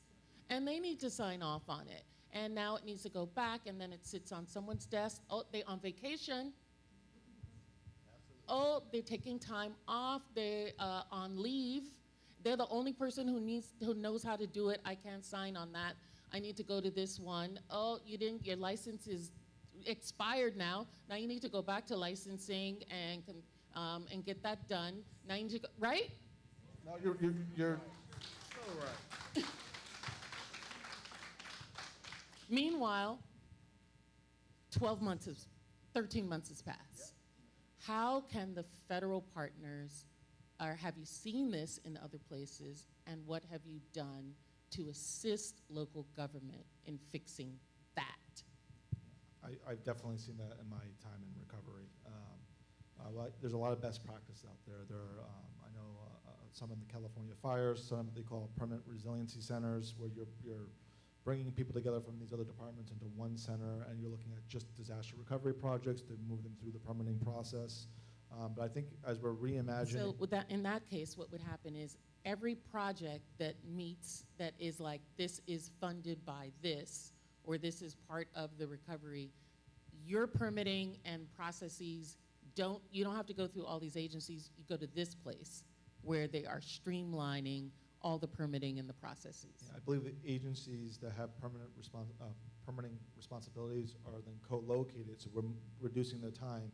The other thing is, the permitting agencies are now seeing increased capacity for projects, where the throughput that they were experiencing before the disaster, now they're seeing an increase exponentially in projects, not only that, complex projects. So we're going to need to examine and increase the permitting capacity of these agencies in order to expedite that. Same thing on our side. We're going to be seeing more environmental reviews on things, and so we're going to have to, and we are going to ramp up to be able to expedite our approvals of those. But at the same time, permitting agencies are going to have to increase their staffing and then figuring out ways to collaborate and reduce the And streamline how do you process. help them to increase their staffing? Because that means now you've got to get more people with expertise. You've got to hire more people who know how to do those environmental assessments or whatever. How have they done that? Mr. Jones? Well, one of the things that we used to do is that environmental issues and some other issues that came up in the public works department, they say, hey, look, we don't have resources, we don't have the capacity. I said, okay, I have the resources, I'll find you somebody and have them work specifically in your department for my projects. And everything works hunky-dory. But you got to have the resources, you got to have the collaboration with that department head that, hey, we're trying to do this together, we're trying to help each other, and that's the way it has to go. It takes leadership. It takes leadership, and sometimes with that leadership, you got to shame your colleagues because they're not coming around like they should be. And so you got to think of innovative ways. You sit there and sit on your morals and say, well, you know, you don't have enough capacity, I got to sit here and wait. We don't have that time to wait. We just don't have that time to wait. So what do? You sit down at the table, you try to figure out, hey, Gene, how much money do you have over here? Or do you have someone that you can take over there, or even get the federal government? They do volunteer if you ask them. If they know the matter of urgency, they'll sit there and volunteer one of their staff members to work with your department. They can't make a decision, but help you get to that next level. And we don't ask. And they're sitting there on the sideline saying, if they're just only asked, or we've told them, but they won't use us. You got to use the resources that are right in front of you and don't waste them. And we seem, and we sit there and we blame ourselves. Well, you know, I don't have any help. I can't do anything. Well, reach out. If you don't tell somebody what you need, we're never going to know. And we can't help it. We can't help our cause. So the federal government can locate people to provide expertise in some of these areas as well, correct? Yes, so historically, EPA has provided assistance to Department of DPNR, Natural Resources, for permits. So we do have a track record of embedding staff within agencies locally. It's been successful thus far. Right now, we're working, as I mentioned, very closely with ODR, and the mechanism in doing so is really led and determined by the territory as to the areas that you guys would like to target, and the support we thus provide in doing so. Okay. Any other thoughts? I know, Jones, you got a lot of thoughts. I haven't spent a lot of time with you, but we may have to have a drink after this and have some discussion. I love my job, and I love the staff that we're trying to do the things that are humanly possible to work and get the territory where they need to go, and hopefully not expect another one coming, but getting things done now. Congresswoman, you know exactly, you know, when you get into having a presidential election, people coming in and out, and then someone comes in and says, well, you know what, I don't think we shouldn't be doing it that way. And just like the FEMA gentleman has stated, they want to recreate something because it's not theirs. Well, let me do it. I think I want to tweak it and do it, and then you start the whole process over again. That's why I keep saying it's a matter of urgency. You got to get things done now because you're not sure who's going to be at FEMA, who's going to be at HUD, who's going to be at any federal department that needs your okay and approval. And you got to think about that. You got to think about what you're trying to do and the mission. We forget the mission, but we got to continue with the mission with strong leadership, with the Congresswoman who has strong leadership and can put our feet to the fire. Yeah, so thank you guys for this passionate and experienced, measured discussion about the realities of where we stand. We have now in a place by September 30th where it's go. In terms of the rebuilding, there are so many other activities that we're going to be working on as well that are outside of that. But this is going to be front and center, I think, of what the Virgin Islands is going to be focused a lot of its attention on. And you know, the work that ODR and its partners who are working with them is pivotal to making sure that this moves forward. And I think this discussion and all of you here are really part of that. How do we, in 10 years, complete so many of these projects, which are going to be happening simultaneously in some ways? We've got housing issues we've got to account for, supply issues, never mind the processes in place to make sure this happens. And I think you've offered some suggestions and ideas for us. We're going to have a third panel coming up in a short while, but we're going to take a 10-minute break, and you guys can talk among yourselves before we bring up the next panel. Thank you all so much. Thank you. Thank you.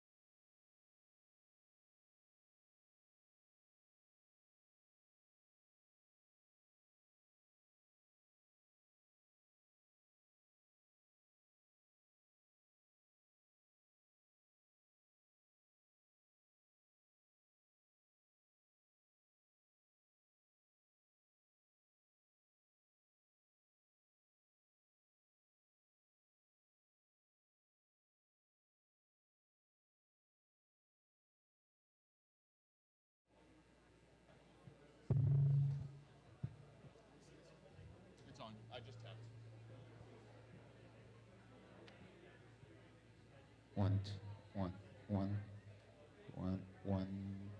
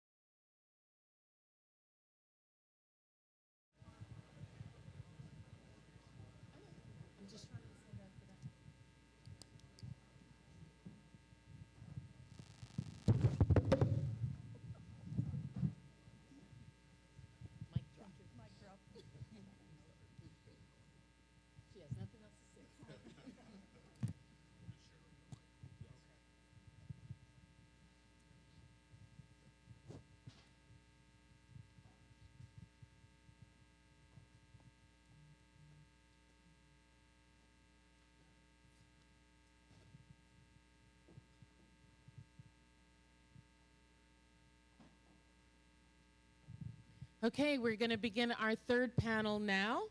And the third panel is called Using Public Funding with Private Partnership to Advance Energy Efficiencies and Economies. And this is going to be about how do we utilize federal government as well as the private sector to drive solutions for our utilities, but also how to do that to develop a resilient, reliable, renewable, clean, and alternative energy economy. So it's not just about people in their homes, affordability, but how do we also build economies out of that? Whether that's manufacturing, whether that's ensuring that there is sufficient energy at a reasonable rate that is going to allow other companies and energy resources to be here.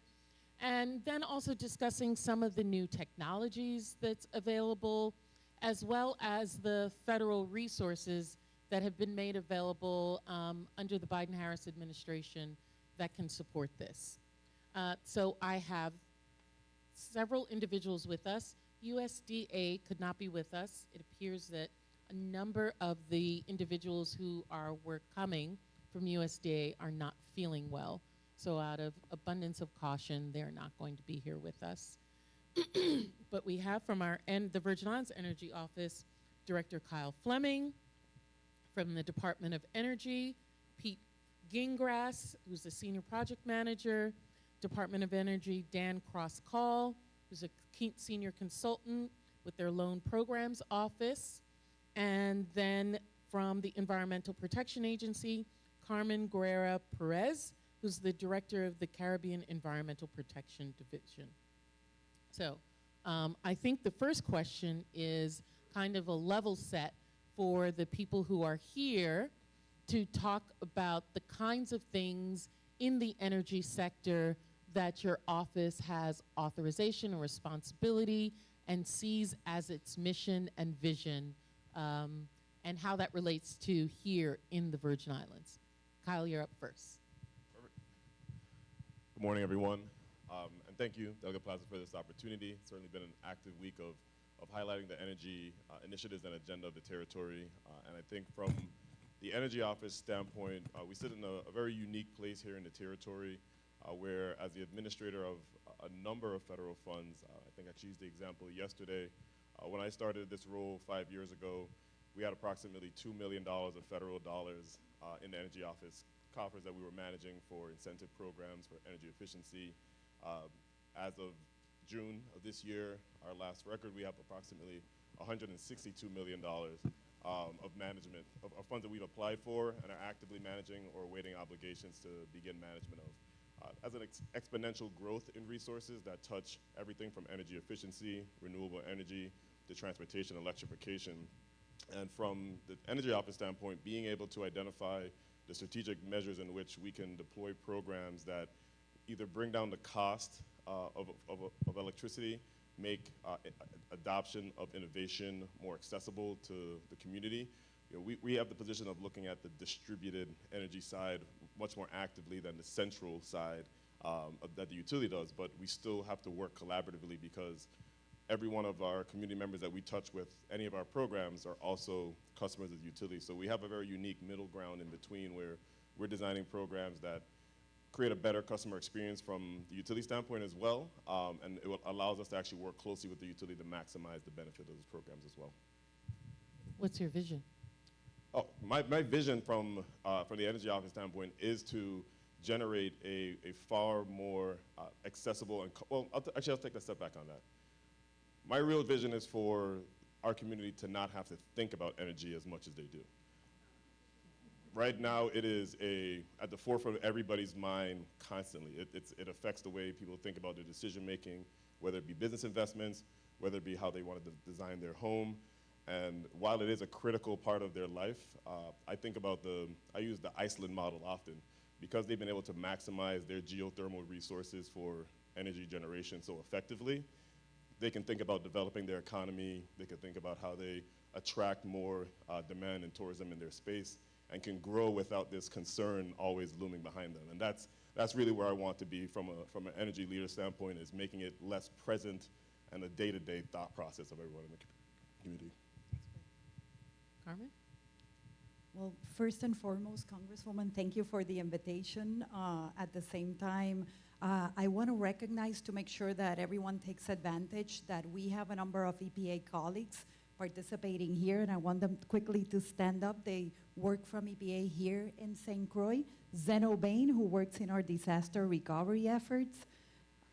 At the same time, Dr. Nadine Noor Hassan, she works with our construction grants for water infrastructure, and Ashley Ray, who works from our office in Puerto Rico on environmental justice. And why do I highlight this? Because a lot of the funding opportunities that we're gonna be discussing in this panel, they're working with those. And I wanna make sure that throughout the day, you get the opportunity to meet and talk with them. Specifically, the Caribbean Division, whom I represent, we work in Puerto Rico and in the US Virgin Islands. The mission of EPA is to protect public health, human health, and the environment.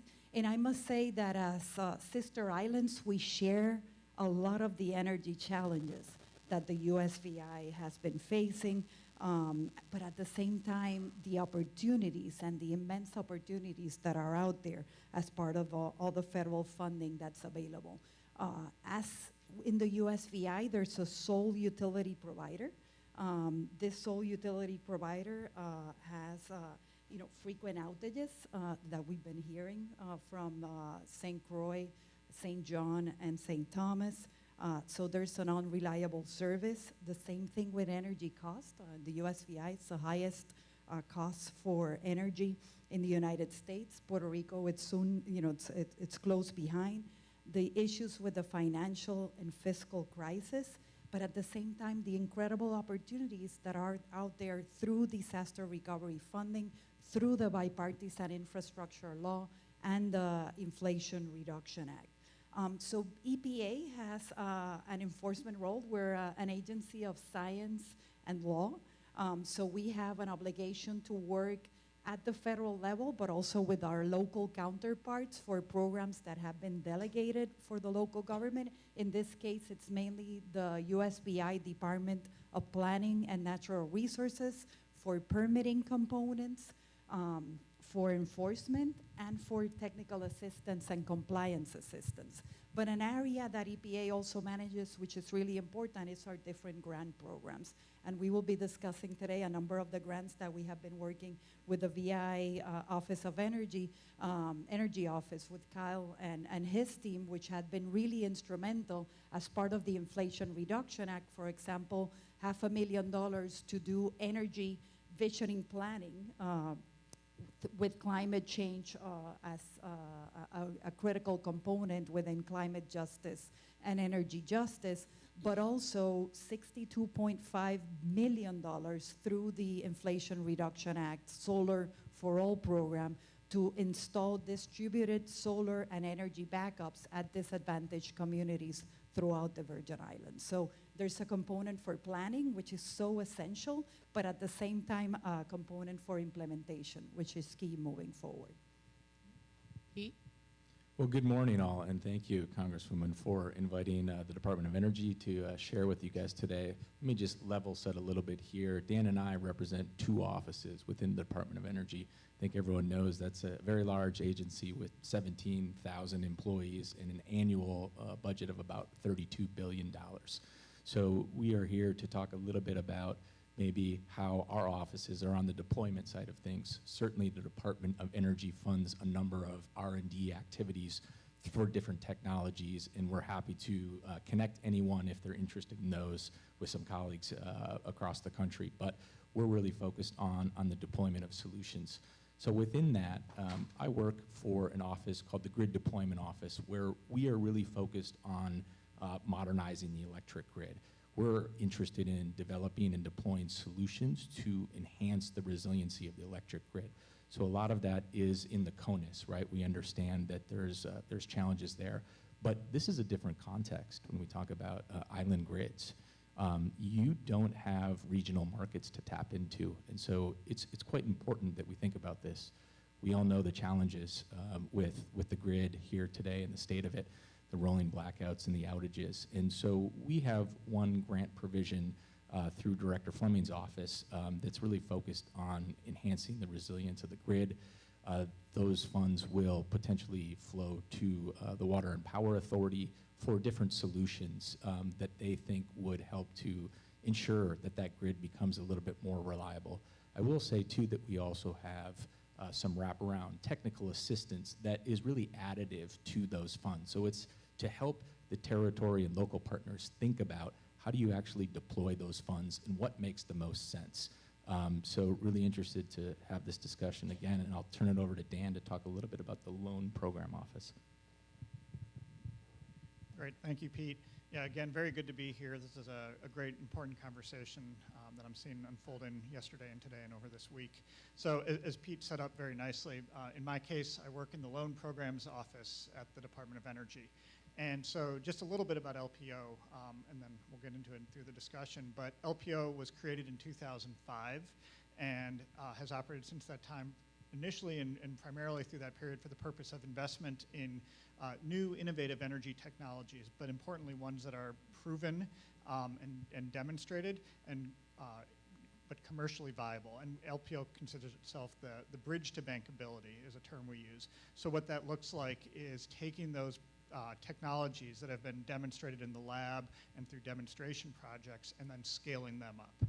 And that has been the focus of LPO for really since its inception. And there's a couple different programs that support that.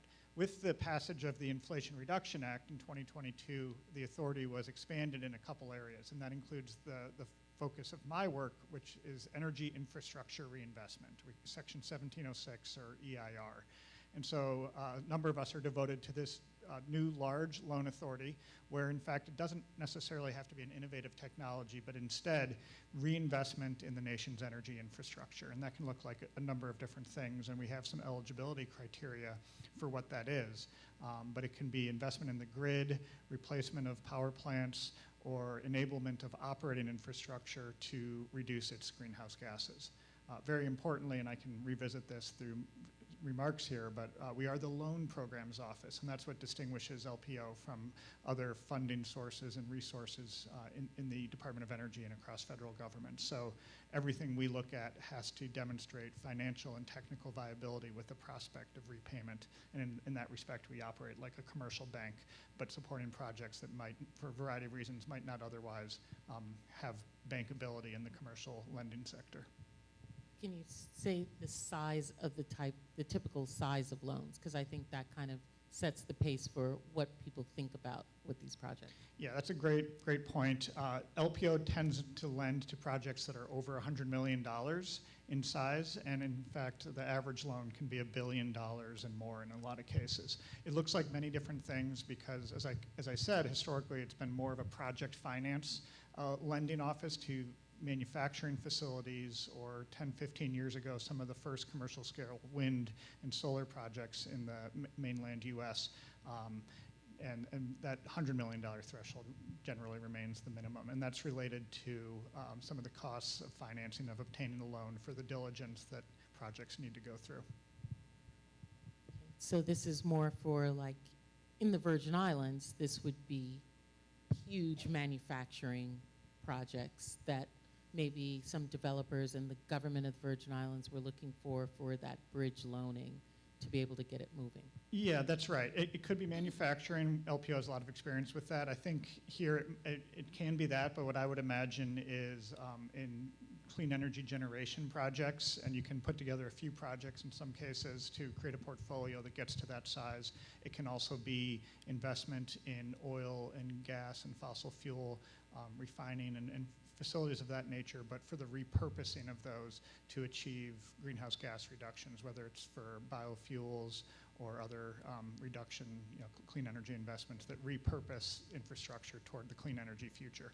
Really our focus is on enabling and supporting the clean energy transition and doing it affordably.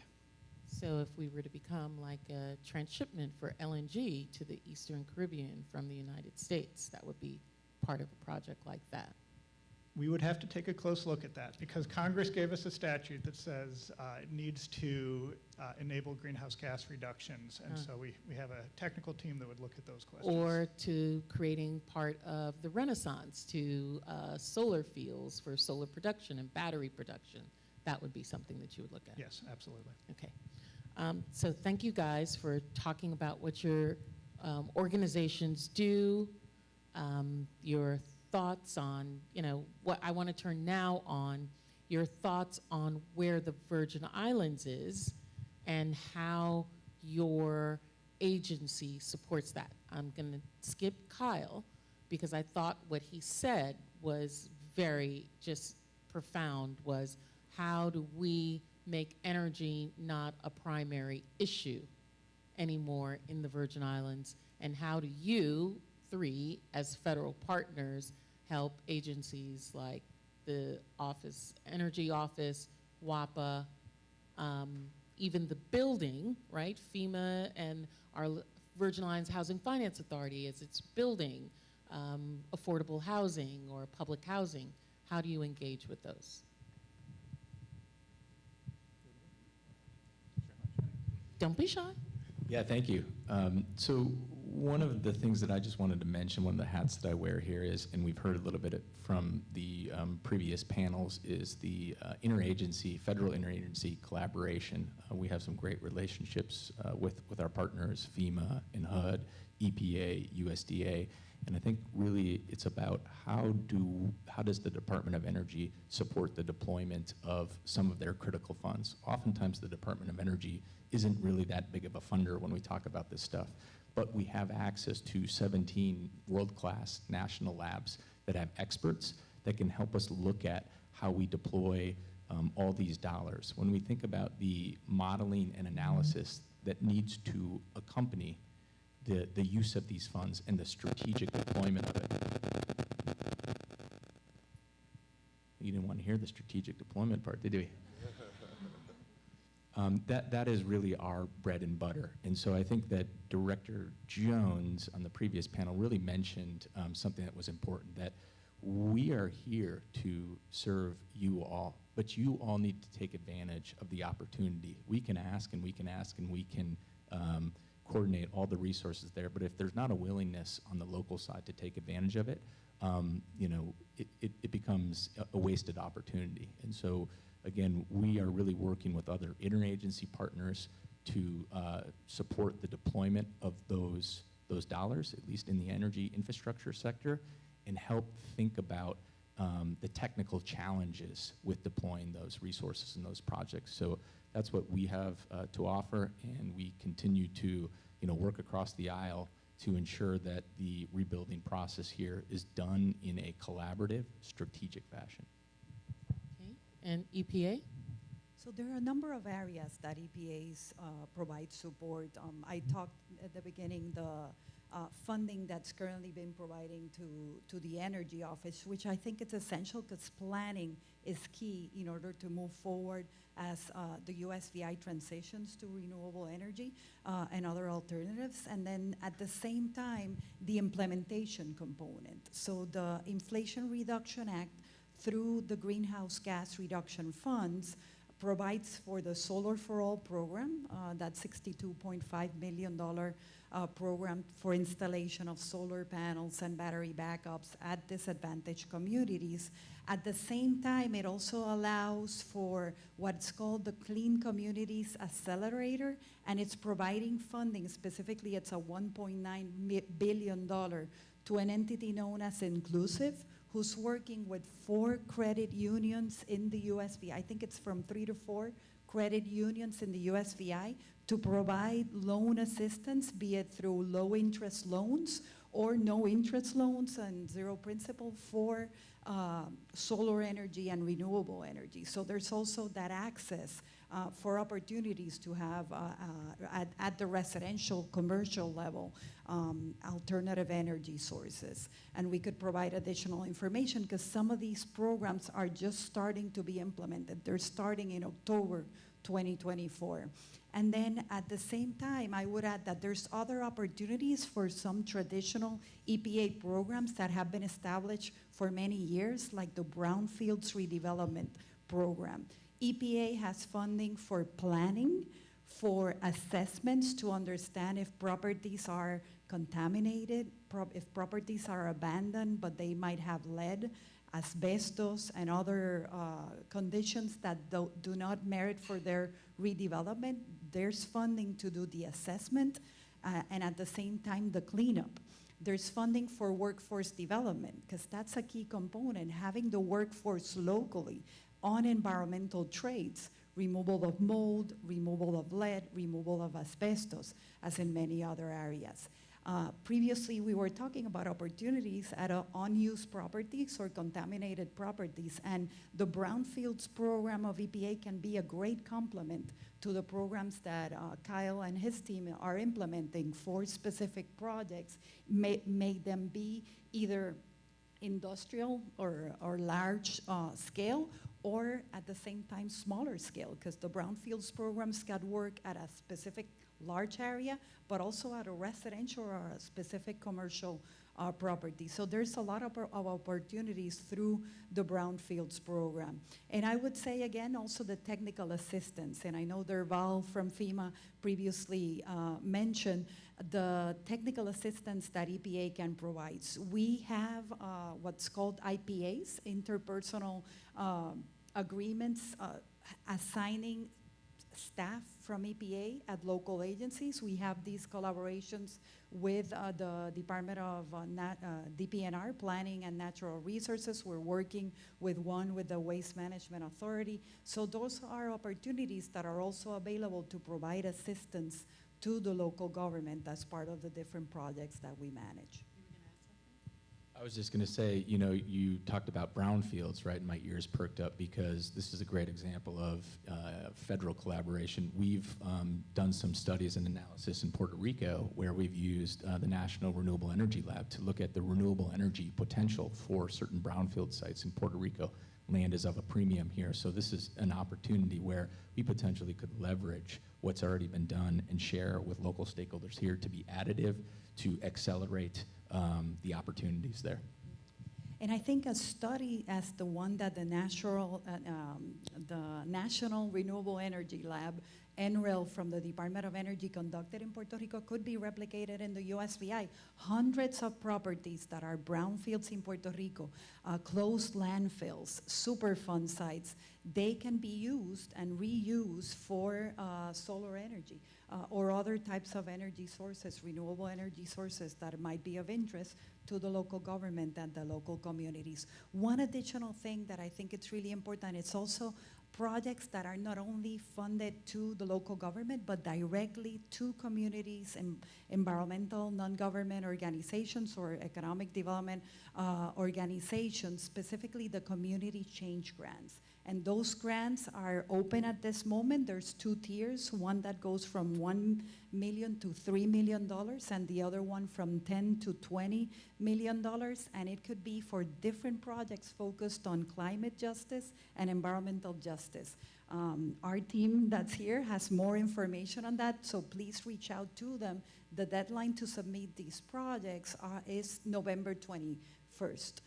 So we're really looking forward for different projects from the USVI as part of these community change grants. It is truly an outstanding opportunity. Who can submit projects? It can be, it has to be community-led in partnership with statutory partners. So it could be local government agencies, private sector, a number of collaborators, but mainly it has to be focused on communities.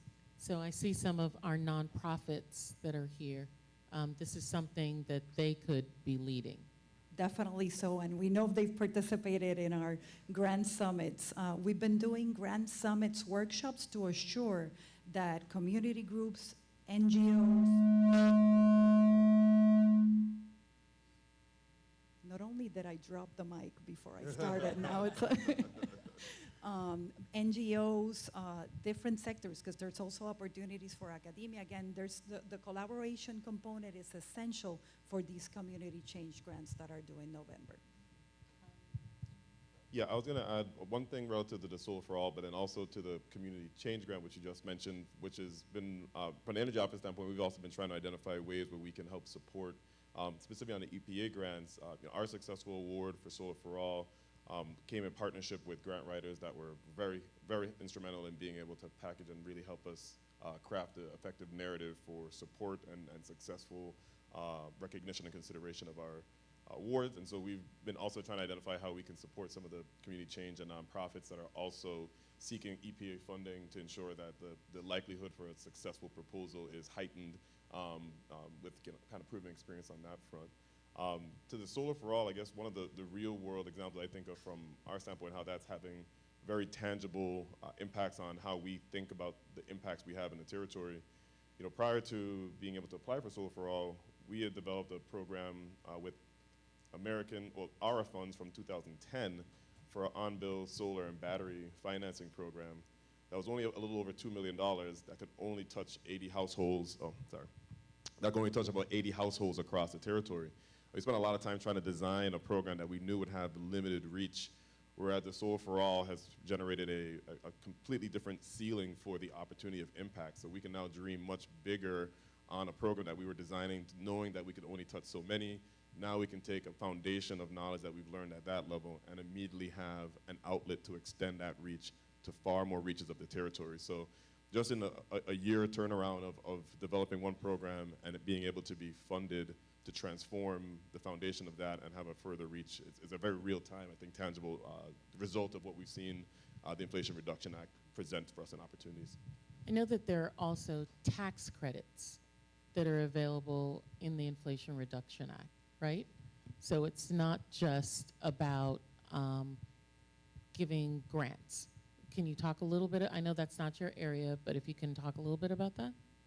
Yeah, sure. It's definitely not my area, but two things I'll say here. We have partnered with the U.S. Treasury on some resources and some presentations that we have provided to all the U.S. territories on, you know, how to look at the complexities of these things. Also, our DOE's Office of Policy has a 1 or 2 pager that kind of looks at when we talk about the investor tax credit, the ITC, and the production tax credit, which are certainly big components for development projects. There's great opportunity. Really, the operative word is about stacking. And so when we think about the design of this, it requires those discussions to be had amongst private developers, you know, local stakeholders that might have federal resources that really put the pieces together for that puzzle. So again, we would be happy to share a couple resources with your office that can be disseminated out on how to look at these things, and we could also bring in a couple different folks to potentially have a smaller conversation about the applicability of those, because there are complexities there, and the department is not tax strategists, but certainly we should be thinking about, you know, how do we take advantage of the historic opportunity from this administration to stack and leverage to get projects done. So yes. A stacking, you could mean, it could have, you know, private sector investor putting money in financing along with the loan program office doing another component of the investment. You could have, I know this is, you know, an anathema to us in the Virgin Islands, but you could have special assessment taxes where a community may decide, okay, we're going to pay an additional $100 a month to ensure that this project actually on property taxes, so that this project can take place, because that's going to eventually reduce or increase the value of that area. And then you would also have potentially grants or others that may be there. And then the investors are incentivized to do it because they're getting some kind of tax credit for doing that, right? Yeah, I think that's generally right. I mean, and can you share, when you go through that a little bit, can you give us 1 or 2 examples of where you've seen this be successful? Well, first Pete said it, you know, you really need the Treasury here and the IRS to talk through some of the ways in which it can be worked. But stacking those tax credits is the opportunity there, and it's a tremendous amount of value that it provides in the ways in which it can provide direct revenue in some cases to the project. What I wanted to note here is there are also limitations on it, so it does take a bit of a sophisticated and deep look to put it together correctly.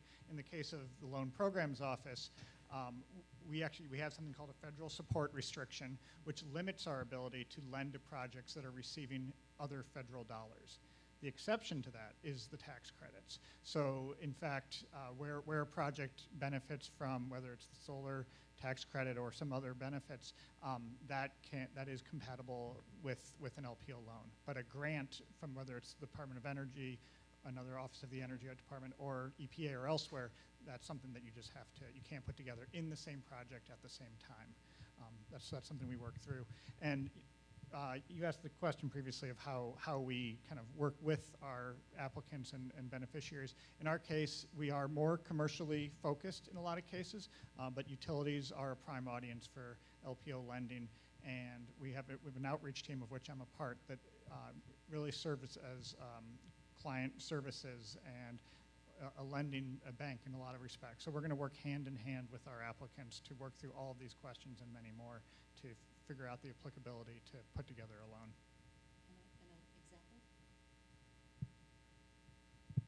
What are some, from the Inflation Reduction Act, what are some of the projects that you're seeing happening around the country? Sure. Probably the most applicable example is what LPO is doing to support Puerto Rico, in which PREPA, the utility there, has a strategic multi-year plan to transition and build a more resilient clean energy grid. That includes many facets and has been supported by the federal government in a lot of cases. But one thing they've done is go out for tranche 1 and 2 and subsequent 3 procurement of solar projects and storage and more. And LPO has been able to determine by the criteria that PREPA has established there for those procurements that they are eligible for LPO lending. So that was kind of a blanket determination of eligibility that LPO could reach, and put that together with tax credits with more, so that you have private developers who are now have signed those contracts with PREPA and are able to access an LPO loan, receive the tax credits once it is built, and all of that is in the process of getting reviewed by LPO on a project-by-project basis, but in a uniform manner to achieve some economy of scale. So the utility in Puerto Rico said we need to, well, additionally, they also said we need to reach X amount percentage of clean energy by such and such a date, right? And to do that, we're going to need X amount of solar, wind, et cetera, or other alternative energy sources to be able to get there, and then work through that. And then there are solicitations of individuals who are coming to then meet that need that they have. Yeah, that's exactly right. And I think the thing that I will kind of, again, return to is, as a lending office, we have to look at this for the viability of the project. And it's in the context of the technical viability for are the solar panels and are the batteries credible and of a credible manufacturer, but also what's the market context, what's the regulatory context, and what's the insurance for those projects. Everything, more than you can imagine, that we are looking at, because by definition, lenders are in the business of risk analysis, and that's how we're looking at everything from legal, financial, technical, and more.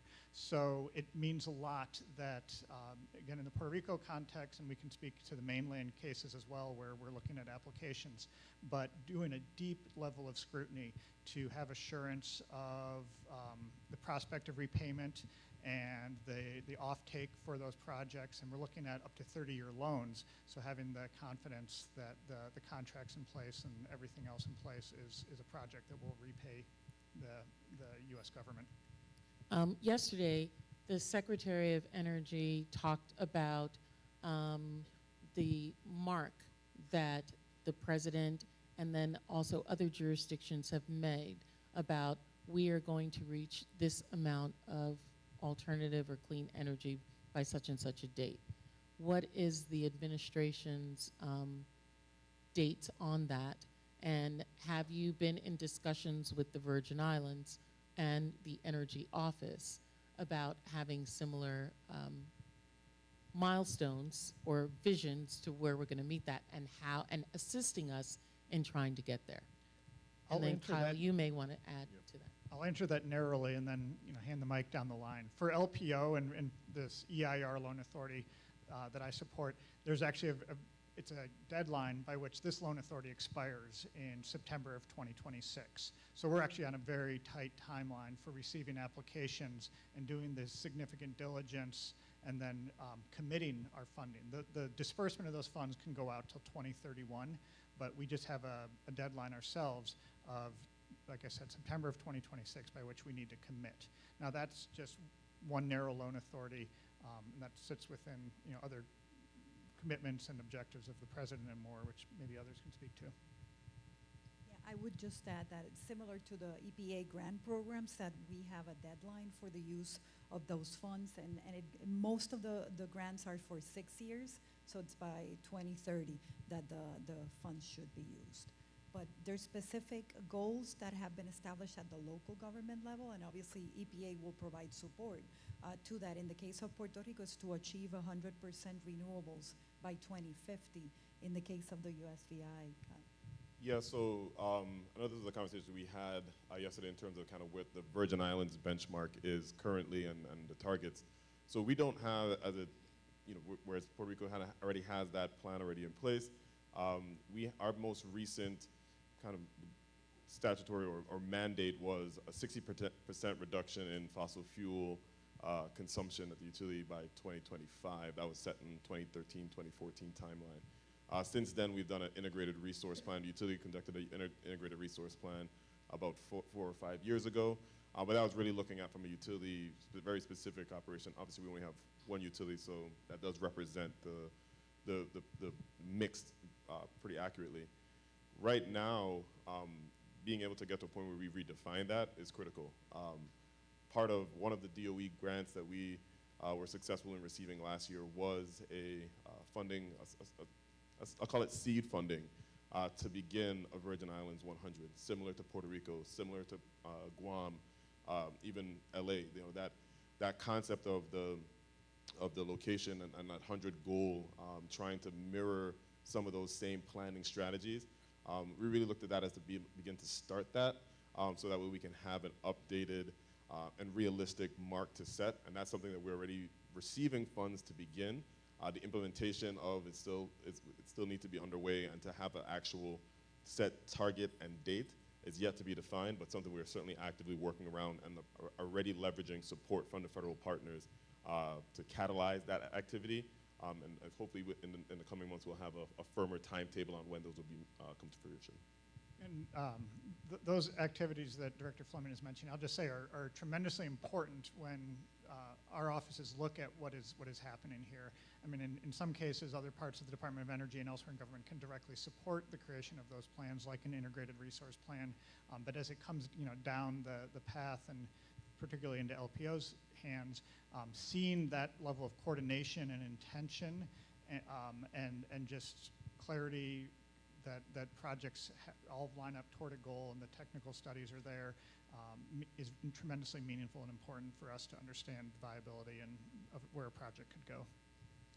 So I purposely, in this discussion, talked broadly about opportunities in energy, in the energy space, from the Solar for All that you're working on, Director Fleming, EPA's support of the territory in terms of brownfields and conversions, the loan program to rethinking, because those are visionary, outside the box areas that the Virgin Islands should be engaged in.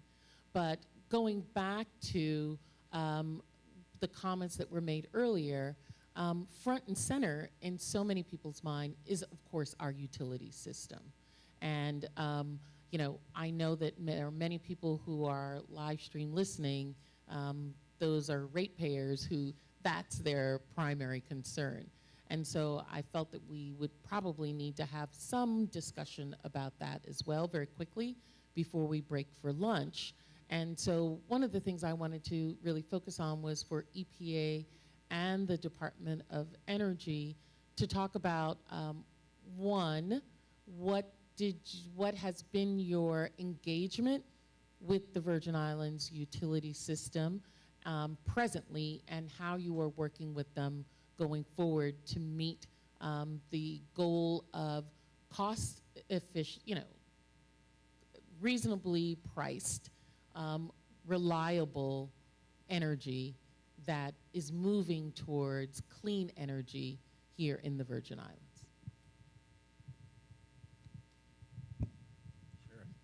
Thank you for that question.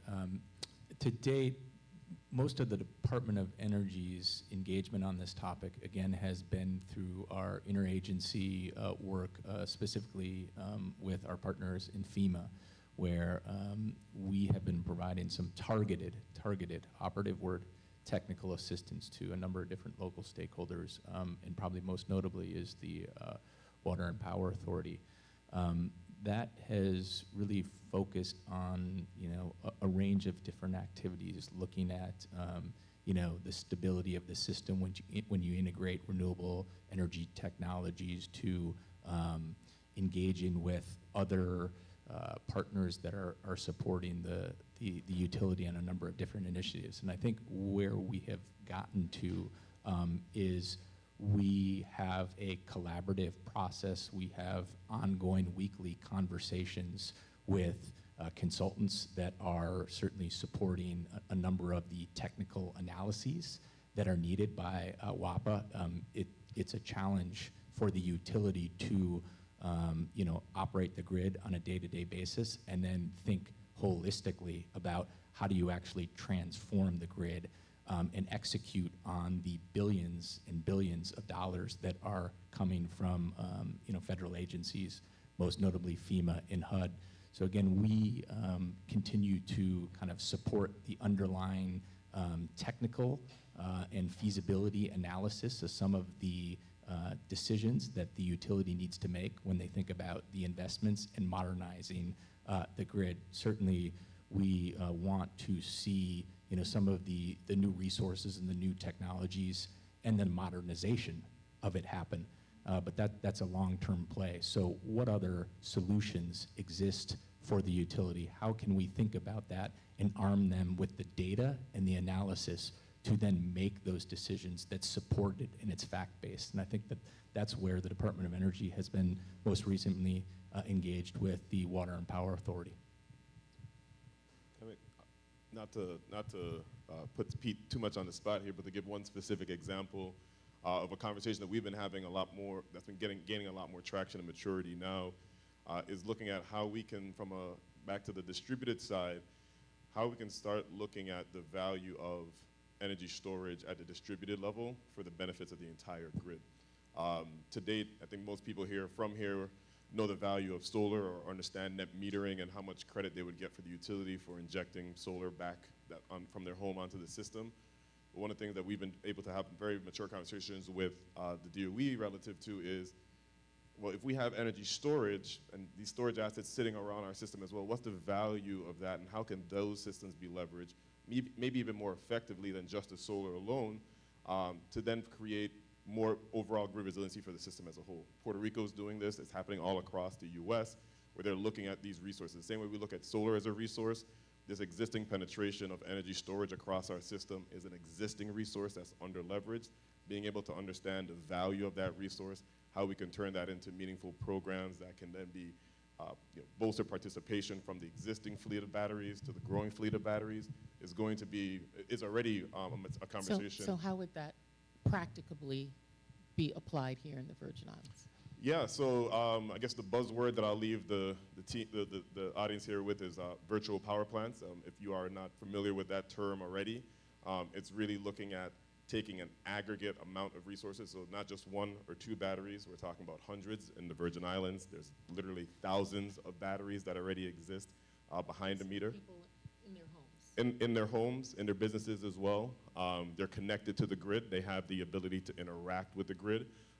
And one of the things we've been doing is understanding exactly what that penetration of batteries are, so that way we know exactly how much of a resource is at our disposal to say, okay, if there's a situation in which the Water and Power Authority is short a few megawatts, maybe 2 or 3 megawatts, instead of having to turn on a new generator, is there the possibility that this aggregate network of batteries can actually meet that demand for a short period of time? We're not saying that it's going to replace generators or completely turn them off, But if it can create a situation where we're not necessarily having to run inefficiently or put this additional strain on the system, we're combining these assets, we're sending a signal that, hey, at this point, we need this fleet of 1,000 batteries to output power that can help the entire system and not just bolster resiliency to your home. Those are concepts, these are not pie in the sky. These are real programs that are being offered from Hawaii to Massachusetts to Florida. These are existing programs that have rate structures, that have participation, that we haven't started to scrape the surface of their reality here in the territory, but direct technical support from the DOE is helping us advance those from just the concept of how it can happen here to actually being ready to deploy those type of programs here in the near term. And if I may add, another subject that we haven't discussed is energy conservation. EPA has the Energy Start program, and that's also available for technical assistance, educational opportunities, collaboration with WAPA, with the Energy Office, because truly through energy conservation, we could also help support, reduce the demand for energy within the territory, and then at the same time make beneficial use of the energy that is available and will be stored at different battery locations. So just wanted to highlight that if there's an interest on the Energy Star program, we have it not only for equipment, but specifically for public buildings, many different types of public buildings. There's guidance for residences, and there's a guide that has been designed specifically for the Caribbean for energy conservation at residential commercial facilities. So we can reach out to share that information with everyone. Yeah, I was just going to add one other thing, too, that I think is important, is that federal agencies tend to sometimes operate in their own swim lanes, right? Where we say, we have this provision, we have this authority, we're giving money to X local stakeholder, and we're not talking to each other. And I think that this is the start of that conversation that's been ongoing in the theme of this summit and forum, is we should be talking to each other more and being able to figure out how we leverage each other's funding opportunities and strengths to say, oh wait, you guys are funding the Water and Power Authority here, we've done something similar, or we've got this resource that could be additive, so we're not duplicating efforts and ensuring that progress is made together. So I'm going to put you on the spot, Director Fleming. I know that the acting CEO of WAPA is here, Ms. Bryant, but I was going to ask you, just for people's general understanding, where is WAPA in terms of its resiliency, rebuild, et cetera? What are the timelines? And if she needs to stand near you so she can like mouth information to you. I don't want to put her on the spot. Or we could add her to the final seat here, but I mean, I'll start from. Did you want to come up? Do you want to share? Yeah. Yeah, no, because I think Ashley could certainly speak more eloquently to the details, especially to the timelines relative, and so I want to make sure we're getting the most accurate information to the community. Hi, good morning. Thank you for having me. So on the electric side, we are very far advanced in terms of our grid hardening on the composite poles. We have made the decision very early on in the disaster to switch from wood poles, which are, more impacted by heavy winds and rain, and they also deteriorate much faster than a composite pole that's a fiberglass resin. We're about 95% complete on the original composite pole project. We've added about 2,000 more poles throughout the territory to continue our grid hardening process. We anticipate that that'll be done early next year so that we can have areas that don't have a lot of critical infrastructure hardened, and then we're focusing our underground practices on the critical facilities, the bulk of our backbones of our feeders, our transmission lines, so that we can ensure reliability. The underground projects are much further in their time frame. We've been working with the Office of Disaster Recovery as well as DPW on project bundling so that we can dig once and not interrupt the flow of traffic and people's lifestyles. We do have several underground projects throughout the territory that were completed last year. We had 3 in St. Croix, Golden Grove, Container Port. That's our transshipment center. Can ensure that we're getting resources in, especially after a storm, totally undergrounded.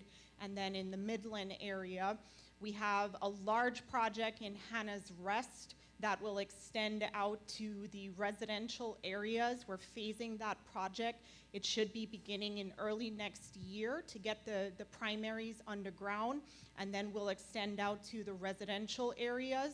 And that will do 2 things. It'll keep the overall feeder from being impacted by heavy rains and vegetation, car accidents, and then it'll also extend that reliability over to the customer side on the residential areas.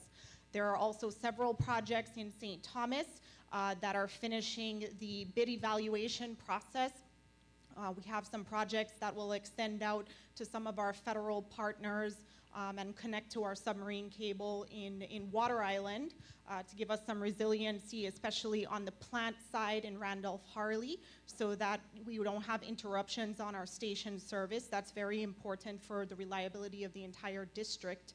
And then we're extending out to our primary backbones. There's going to be a project that's going to mitigate some of the Main Street, Back Street area, as well as waterfront, get those critical assets underground.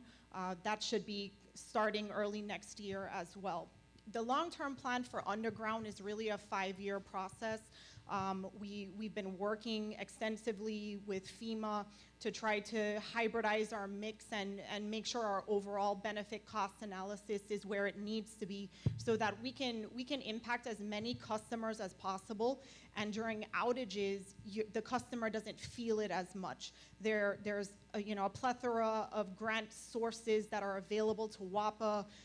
Mr. Jones on the HUD side has been an asset since he's come on board 3 months ago with the VTOL acquisition for the LPG terminals. That's monumental for WAPA, for securing our energy lifeline for the entire territory, and it's freedom for us to go out and source a cheaper commodity for the energy production on the thermal side for WAPA.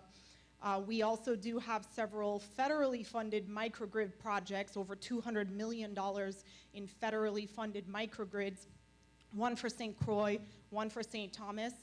They just got through the grid study process. Mr. Gingras and the National Renewable Energy Labs has been a huge part on the technical side, like he mentioned, making sure that we're looking at how these renewable energy resources will impact the grid, because it really doesn't make any sense of us reducing our costs of energy, but our reliability isn't where it needs to be, and we're impacting customers every day.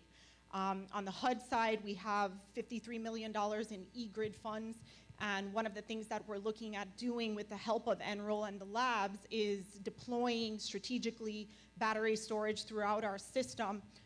That way, if we lose the power plant, like what happened yesterday in St. Thomas, the customers won't see it. You'll have a couple of hours that'll let you restart an engine, and we can restore services to customers without a prolonged period of interruption to you.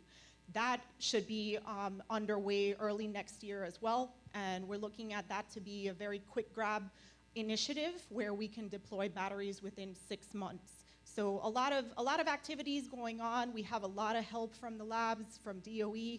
We need more. We've asked for more. They've told us they're going to give us more, and we're excited to get these projects done. Sorry, that was very comprehensive. Thank you very much. You see why I didn't try, right? You didn't talk about the Wartzilla and some of those other projects as well. Yeah, I was remiss to leave out the Wartzillas. We were in the plant yesterday with the delegate and the secretary looking at the new installation.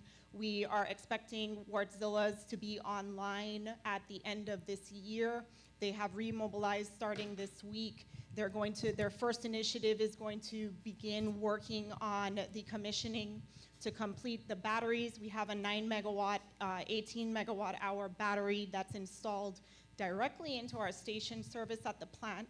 And what that does is it's sized directly in comparison to one of the new Wartzilla engines, which are also 9 megawatts.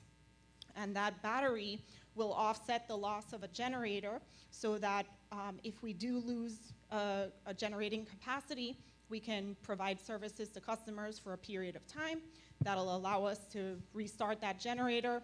It'll also allow us to provide ancillary services to the grid. So we have a lot of resources on the grid, like what Mr. Fleming mentioned, distributed energy, where we have net metering, net billing, and we also have some centralized plants in both districts that when we have a cloud move over, we don't have battery storage, the generating units feel that fluctuation, and you have to have capacity on the generator to be able to absorb that, otherwise we interrupt customers. When that battery comes online next month, that'll be able to provide some stability for that service that is being provided right now by a thermal unit. You'll also be able to back down some of the load that you're putting on that thermal unit to save some money. And then at the end of the year, once we get the Wardzillas fully online on LPG, we're anticipating a savings of about $2.5 million per month just by having those assets on LPG versus burning a thermal unit on diesel. Okay. So great. So just stay right there. So this is the discussion that's happening in the Virgin Islands all the time with our local partners, from the Water and Power Authority to the Energy Office, working with FEMA, working with DOE, working with EPA, not just to fix the grid, but also to expand the ability of the Virgin Islands to grow its economy as well, and some of the initiatives that you've heard about. So we've had discussions from our local primary recipients of building, that being our schools, our hospitals, the roads. We've had a discussion with our federal partners from HUD and housing, as well as FEMA, DOE, EPA, so that you guys have a really rounded idea of not just where we are right now, but the possibilities in the private sector with our partners, both federal and local, what we're capable of doing. We're gonna break now for lunch, and when we come back, there are gonna be 3 breakout groups that you all can be a part of. First, use the lunch. I've had to split people up. I felt like a teacher who were talking with people that they talk to all the time. I moved their desk from one end of the classroom to the other, so don't let me come around and see you just hanging out with the people you hang out with on the weekends. Please mix and mingle during the lunchtime.